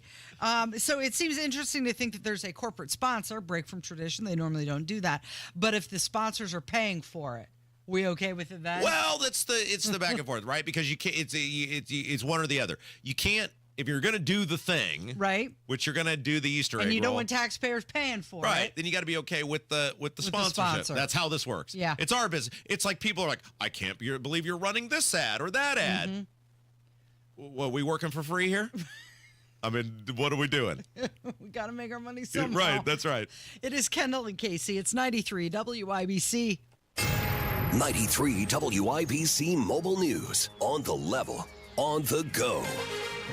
looking ahead to the next leader. I'm John Herrick, and this report is brought to you by Moss Roofing. Here's what's trending at 11:30. Archbishop of the Archdiocese of Indianapolis, Charles Thompson, spoke this morning about the death of Pope Francis. Just grateful to God for his life. We entrust him back to God in gratitude, and we continue to ask the Lord to give him eternal joy and peace in heaven. Thompson says the Catholic faith is something that reaches all cultures and ethnicities, and he has every confidence that the next pope will be the right leader for the church. President Trump will attend the funeral of Pope Francis on Saturday. Trump said he and the First Lady are looking forward to being there. And country music singer Tim McGraw is joining the lineup for Major League Baseball's Speedway Classic this summer. He'll perform a pregame concert before the Atlanta Braves and the Cincinnati Reds take the field at Tennessee's Bristol Motor Speedway. On the level, on the go, and on WIBC.com. Turning 65, new to Medicare, or just moved? If you qualify for Medicare and Medicaid, a Humana Dual Eligible Special Needs Plan, a DSNP, may give you the extra benefits you're looking for. A DSNP helps cover things like prescriptions and checkups, but it also helps pay for essentials, too. With a Humana DSNP, you get $225 a month for eligible groceries, rent, utilities, and more. Plus, whatever you don't spend carries over to the next month. You may even get benefits like $0 copays on routine prescriptions, plus routine dental, vision, or hearing coverage. All of this could make a difference for your health and wallet. Learn more at GetHumana.com. Humana, a more human way to healthcare. Humana is a coordinated care HMO SNP plan with a Medicare contract and a contract with the Indiana Medicaid program. Enrollment in any Humana plan depends on contract renewal. Allowance amounts cannot be combined with other benefit allowances. Limitations and restrictions may apply. It's the Bash Sale, the biggest automotive sale in history. Your local Bill Estes dealerships are coming in hot with deals on trucks you don't want to miss. We have a huge selection of trucks at one easy online stop. Brand new Chevy, Ford, GMC, Jeep, Ram, and Toyota trucks with a massive pre-owned selection too. Plus, our fair and direct upfront pricing means what you see is what you pay. Shift into savings during the Bash Sale. Only at Bill Estes dealerships, and drive away in your dream truck today. Online at BillEstesTrucks.com. Garage door problems? Call today for service today. Garage Doors of Indianapolis services all makes of garage doors 24 hours a day, 7 days a week. Call today for service today. 875-4577. Call today for service today. Get it fixed right now. Call Garage Doors of Indianapolis at 875-4577 or visit doorstoday.com. In the morning, call 875-4577. Service today? Today. Oh no, stomach issues again? Stomach issues? Who are you? Your pancreas. I could be the real reason for your diarrhea, gas, bloating, stomach pain, or loose oily stools. I thought it was my stomach. People often do, but any of these symptoms could mean having a condition called exocrine pancreatic insufficiency, or EPI. With EPI, the pancreas doesn't release enough enzymes to break down food, but EPI is manageable. Use the symptom checker on identifyepi.com and speak with your doctor. That's identifyepi.com. Sponsored by AbbVie. The Builders Association of Greater Indianapolis's Parade of Homes is coming up April 25th through the 27th and May 2nd through the 4th, featuring Indy's top builders. Custom home builder Joyner Homes will have both of their Greenfield model homes featured on the tour, giving you the opportunity to meet their new home specialist, find out about floor plans, pricing, and available lots. JoynerHomes.com for more info and reserve your ticket to receive a free all-access pass for the Parade of Homes at BAGI.com. Help DEA keep our community safe and healthy by participating in National Prescription Drug Take-Back Day, Saturday, April 26th. Take action right in your own home by cleaning out your medicine cabinet of unneeded medications. Keep them safe, clean them out, take them back. Find a collection site near you at DEATakeback.com. Do your part to lower overdose deaths and prevent prescription drug misuse before it starts. That's DEATakeback.com.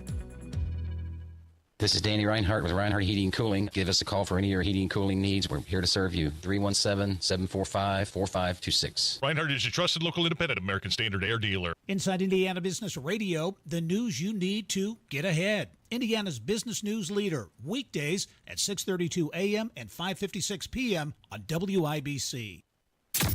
You're listening to the Kendall and Casey Show on 93 WIBC. So the College of Cardinals under age 80 are going to convene in the Sistine Chapel within the next 3 weeks to elect Pope Francis's successor. You got to be under 80. Under 80, so there are 135 cardinals who are eligible to vote. 108 of them, 80%, were appointed by Pope Francis. 22 by Benedict and 5 by John Paul II. I would have thought you would be. I thought a cardinal would be you'd be in that position longer. I kind of picture that being like an appeals court judge or something where you're there for 20, 30 years. Well, there's over 200 cardinals globally, but in the College of Cardinals, you have to be appointed by the College of Cardinals, the ones that are going to pick the next pope. Are they like higher up on the pecking order? Is that what that is? I don't think they're really higher up. They're just they get to vote? A select group, right? And they're appointed by the Pope. Like to say, okay, when I'm gone, you get to pick my successor. Now, there are actually some websites apparently where you can bet on the Pope. On the next Pope. Who it's going to be? Yeah, of course, I don't know any of these. I may have you to take a look at it for me and tell me who you like, who you know any of these people who can bet. There's no way they'll let an American be Pope, right? Well, right now, there is an Irish American who is the highest ranking Catholic right now. So he's the interim Pope. He's really more like he's not the interim pope. There is no such thing. He's just running the administration, and he's the one who is going to oversee the Catholic Church until a new pope is chosen. I mean, he basically is the Pope. Well, he's running the funeral. Okay. Administrative duties. Clarify this for me. What is the Pope? Like, what do they say the Pope is? Like, what? There's like, is he? And I'm not trying to be facetious or mean-spirited when I ask this, but like, is it he's God on earth? He's the direct line to God. What is the Pope? He's the successor to Peter, who was a disciple. But I'm saying, you should not have to look this up. You're a Catholic. What is he? There's something that the Pope is, that the Catholics believe that the Pope is, right? He has some special. He's the leader of the Catholic Church. I get it, but there's something. He's more than just doesn't he become more than just a man? Isn't that like, I mean, I'm not saying he's like Batman or Spider-Man, but I'm saying like there's some special thing bestowed upon the Pope, right? He's more than just an administrator of the church. He's I shouldn't be asking you this. You're saying like what? A Pentecostal. He's like I'm asking you the voice of God on earth. Is that what you're saying? I'm asking. I thought there was something about the Pope. I bet the YouTube chat will tell me what it is. Yeah, Holy Father, His Holiness. He guides the church's doctrine. He's like. I thought there was something that he had some special thing that was believed when you become the Pope that other people do not have. But that was always the thing for me. It was like, okay, but 1 minute you're this and then 1 minute you're that, right? And Peter was a disciple of Christ. So, right. I mean, he's a little bit higher up on the pecking order. Right, but all the popes are the successors of Peter. That's correct. Yeah, but I mean, it's not like they're related to Peter. No, that's clearly that's not the case. But there is the Kevin Farrell. He was born in Dublin, but he spent most of his life in the United States. He served as the Bishop of Dallas and later worked in the Vatican. And this is the guy who's going to lead all of the ceremonies revolving the burial of the Pope. So they do a parade, right? It's like they walk him through the streets. Do they still do that with the Pope? Well, I know like in Hawaiian State, which he's currently there, and rather than be up on a pedestal, he wants to be down at ground level, and he chose a very modest coffin, and he's not going to be buried in the Vatican, breaking tradition from that. Where's he going to be buried? Santa Maria. Is that a faux pas if they offer you a free burial in the Vatican and you don't take it? I don't think it's a faux pas. I just think it's a different choice. You can do that? It's a break from tradition. Yeah. Okay. So here it says, this is what I was thinking of. The Pope is believed to represent Christ's authority on earth. His authority. Right. Right. I think I said that. The leader of the Catholic Church. Yeah. Okay. You wanted something more? Well, I thought there was some other. I wasn't trying to be facetious. I'm obviously not Catholic, so I was inquiring. I thought there was some other thing of how Catholics viewed the Pope, but apparently I just imagined that. I don't know. You want him to be more? No, I don't care. It's your choice, not mine. Okay. I got my own thing over here. Yeah. So Donald Trump has ordered flags on all federal buildings, including the White House, to be flown at half-mast in memory of the Pope. I just signed an executive order putting the flags of our country, all of them, all federal flags and state flags, at half-mast in honor of Pope Francis. So he was a good man, worked hard. He loved the world, and it's an honor to do that. I want to thank everybody for being here. This is some band. I've heard this band actually indirectly for 4 years. What? He starts talking about a band. Wait. So there's no like Pope board? It says here on Wikipedia, not that the internet would ever be wrong, a power which he can always exercise unhindered over the church. So like the Pope just says it and it is a thing? There's no like Pope board? There's no like Pope Congress? He makes the rules. I think Kylan's telling us we need to go to a break. Trump, by the way, is going to go to the funeral. He announced that. It's Kendall Casey. It's 93 WIBC. What up, fellow Gen Xers? Elizabeth Banks here. As the original Latchkey kids, we took things into our own hands, like house keys and video game controllers. And now it's time for us to do it again, because the recommended age to get vaccinated against pneumococcal pneumonia has been lowered to 50 and older, even if you're healthy. We're at over 6 times greater risk compared to adults under 50.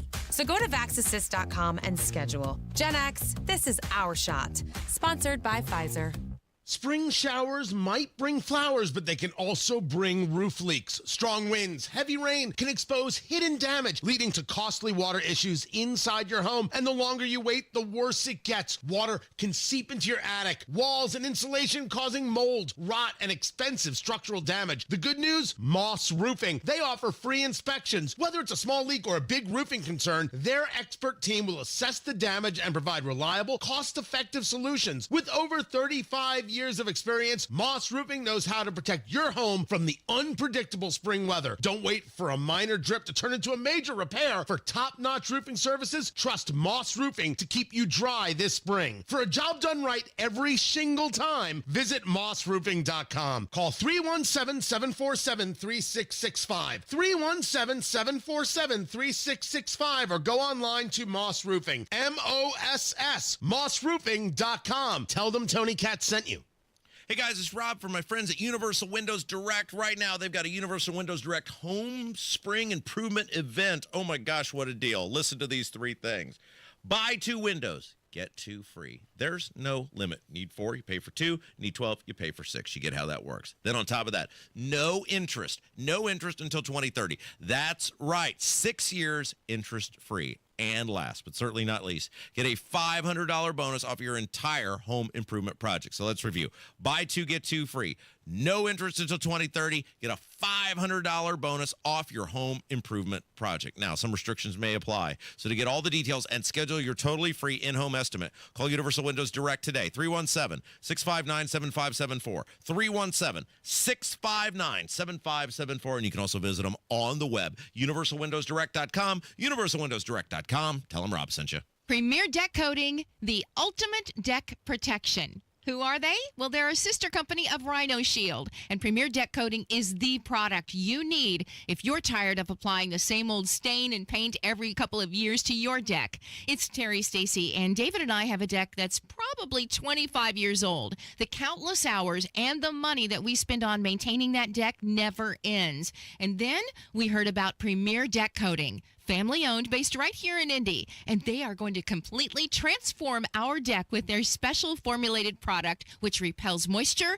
scratch resistant in virtually any color that we want, and backed by a 10-year guarantee. No more spending time staining or painting every year. Premier Deck Coating will keep our deck looking great for years to come. Premier Deck Coating can also do fences and pergolas too. For a free quote, call 317-696-4071 or visit premierdeckcoating.com. Pat Sullivan here for Gutter Helmet. Spring is here. Are you still putting screens on your gutters? You know, if the holes are too big, debris gets in and you're still cleaning your gutters. If the holes are too small, it sits on top and now you're cleaning the screens. I have Gutter Helmet on my home and it has no holes, slots, or screens. It keeps the debris out and the water in. Since 1981, Gutter Helmet has been America's #1 choice for gutter protection. Right now, Gutter Helmet is offering a 17% discount plus 12 months no interest financing if paid in full within 12 months. Call 800-5HELMET, that's 800-5HELMET, to schedule a free estimate. 17% off is good through April. Restrictions apply and cannot be combined with other offers. Call Gutter Helmet today at 800-5HELMET, that's 800-5HELMET, or gutterhelmetindy.com, and never clean your gutters again. Get tickets now for Tales from the Track with Graham Rahal, presented by Relay Indiana, Monday, May 19th. It's an exclusive evening hosted by Hammer and Nigel and Graham Rahal as he shares highs, lows, and behind-the-scenes moments of his remarkable racing journey. Tickets on sale now at WIBC.com. Well, you gotta follow that dream wherever that dream may lead. You gotta follow that dream to find the love. You told me something earlier today, and it blew my mind. Yeah. So, are you talking about the movies? Yes, this is the most elitist institute thing ever. And it like when you told me this, at first I almost fell out of my chair. But then when I thought about it, that totally makes sense given who these people are. Okay, so the Academy Awards, they've announced some tweaks and procedural changes for their Oscars, but this is the one that really surprised you. By the way, real quick, are they doing this because nobody watches these things anymore? Right. Possibly. Now, you're into entertainment, so maybe you're not the right person to ask about this, but when was the last time you actually watched an award show? Oh, it's been a really long time. Really? Yeah. And you did an entertainment, a lifestyle show. I don't get into it, man. I don't want to see these people get up there and do their political nonsense and their thankathon. Yeah, that's true. And half the time, I don't see the movies that they're talking about anyway. So why am I watching this? I mean, I can't think of the last time I actually sat and watched a movie. Yeah. Like, I'm talking on Netflix, anything, Hulu, right? Anything. I watch a bunch of documentaries. Right, documentaries or just binge watch shows that are on Netflix, but a movie. The last movie I sat and watched was not even the most recent Ghostbusters. The reboot, not with the women. I'm saying like with the original characters, and Paul Rudd was in the movie. Right. Like, and that was, I don't know, 2 or 3 years ago. It was on one of these streaming services, and I watched it. That was it. I did watch a movie Saturday night with my daughter. We watched Grease. Oh, she had never seen it. What? Yeah, and I was like, well, she was just kind of scrolling through Netflix, and she said, Grease, I've never seen that. And I was like, we'll start it right now.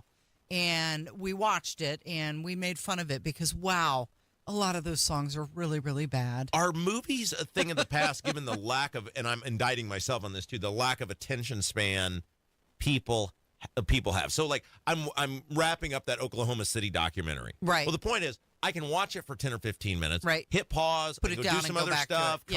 Come back to it. And it's not like I have to engross myself in it to understand what's going on. Whereas a movie, I mean, you got to kind of pay attention to the movie. You have to commit, right? Exactly. And it's hard to pause a movie and then get up and come back and stay in the movie frame of mind. Yeah. So especially if it's a drama or something like that, you got to be really into it. I can think of. I mean, like if a movie's. No, I mean, I don't know. I watched that Ghostbusters movie. I went to that horrible Elvis movie a few years ago. The Elvis biopic. I'm doing this in air quotes here, and then. I don't know when the last time I watched a movie. I think the last movie I saw in the theater was Oppenheimer, and that's like 3.5 hours long. That's I got like 5 minutes into that and said I can't do it. A marathon. I tried to do it. I got 5 minutes and said I can't do it. The one thing that I will tell you that I never noticed about Grease before, there's some inappropriate language, and I don't know if you remember this scene, the beauty school dropout. Was your 23-year-old daughter deeply offended by the offensive language? No, she wasn't, but she just thought, so she's kind of icked out by John Travolta. So she was kind of like the whole time, like, ugh. She's icked out by John Travolta? Yeah. What does that mean? She just, he gives her the ick. She's just like, ugh, I don't think he's attractive or anything. But there's the beauty school dropout scene, and the lyrics of the song says something along the lines of, go back to high school, You'll never get a job. You can't work anyway. Like, you're 18, and Frankie Valli is telling you you have no future. You'll never be good at anything. You're done. Go back to high school. So there is a reason we did this. We did it as we usually do on the show, a big long circle instead of a straight line. But what's going on with the movies? So the Academy has announced that members must watch all nominated movies in each category to be eligible to vote in the final Oscars round. Wait, they didn't have to watch the movie before? Like, they're voting on movies that they didn't even watch before. You know who these guys are? They're the Indiana General Assembly voting on these bills they don't read. They didn't even read the bill, and they're voting on it. So in a weird way, they are becoming the government. They have become the government. Yes, exactly. Think about it. They're voting on a movie they didn't watch. Right, exactly. Now, I think what they watch is like a sizzle reel or 5 minutes of it where they edit the best scenes or, what they think is Oscar worthy. And that's what the Academy would watch. Well, now they're saying, no. You're going to vote. You got to watch the whole movie beginning to end. Amazing. Hey. They should put that rule in over at the State House. You're going to vote on this bill? You have to read the whole thing. Well, remember Mike Young. We're going to quiz you. Well, Mike Young made that amendment a couple days ago, and I forget what.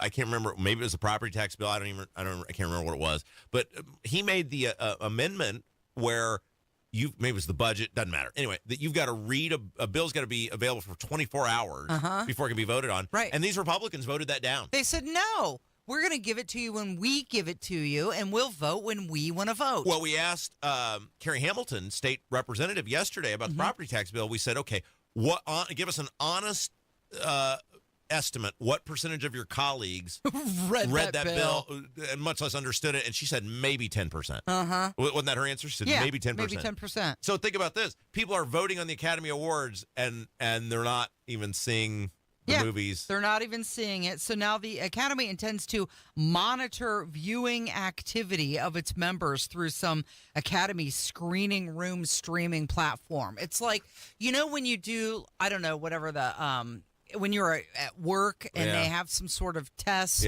that you have to do, some HR thing where you have to have a code word or they know that you didn't watch the whole thing. Same exact thing that they're doing. They do that every year with our training. Right. And I'm always like, you watch it and tell me what the codes were. Tell me what the codes are. Right. Well, they're doing the same thing with the Academy Awards now. It's it's a test. Well, there you go. It's important because those people that win the awards end up making millions. So they want to make sure that the right people. Well, and in fairness, I never read our template either. That's true. But I should develop a special screening room for you. Look at the results, though. Right. I mean, this is what we do every month is the equivalent of winning the Academy Award every single month. That's true. And you never know because there's breaking news all the time. Like yesterday morning. Yeah. I had a whole template planned. And then the Pope passed away, which was the lead story. That's why I don't put any effort into it. Right. I know the breaking news could kill it at any time. You never know what's going to happen. All right, that's going to do it for us today. Thank you, Rob. Thank you, Kylan. And thank you for listening. We'll catch you back here tomorrow. It's Kendall and Casey on 93 WIBC.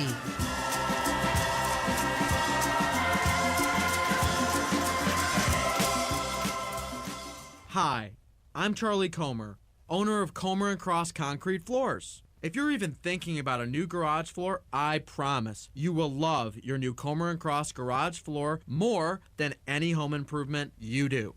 Every single day for years to come. That's why so many builders use Comer & Cross. And Comer & Cross patios look way better than a new one at a fraction of the cost. Comer & Cross garage floors and patios are the gold standard. Guaranteed to never chip, crack, or show tire lift like epoxy or paint ever. And we make it so easy. We are all courteous uniform pros. We have the equipment and know-how to fix your concrete perfectly before applying your gleaming, new, proprietary Comer & Cross finish. We even take your stuff out for you. For your quick and easy, no sales pressure estimate, please call us right now at 1-800-NEW-FLOOR. That's 1-800-NEW-FLOOR. Or go to comercross.com. Promises made, promises kept. Governor Mike Braun's bold leadership is already getting things done for Hoosiers. Governor Braun and State House Republicans are delivering massive property tax cuts. We're talking nearly $1.5 billion in relief. That's real money back in homeowners' pockets. But Braun didn't stop there. He cut local income tax capacity by nearly $2 billion and capped the local income tax rate to protect Hoosiers. And Braun led the fight to reform local government taxes, giving Hoosiers more say by requiring referendums be held in high-turnout elections. Thanks to Governor Braun and State House Republicans, your property taxes will be lower. Future increases are reined in, and the system is now more transparent. Visit HoosierHope.org and let Governor Braun and Republican legislators know you support historic property tax cuts. Paid for by HoosierHope.org. That's are us when dreams sunk in.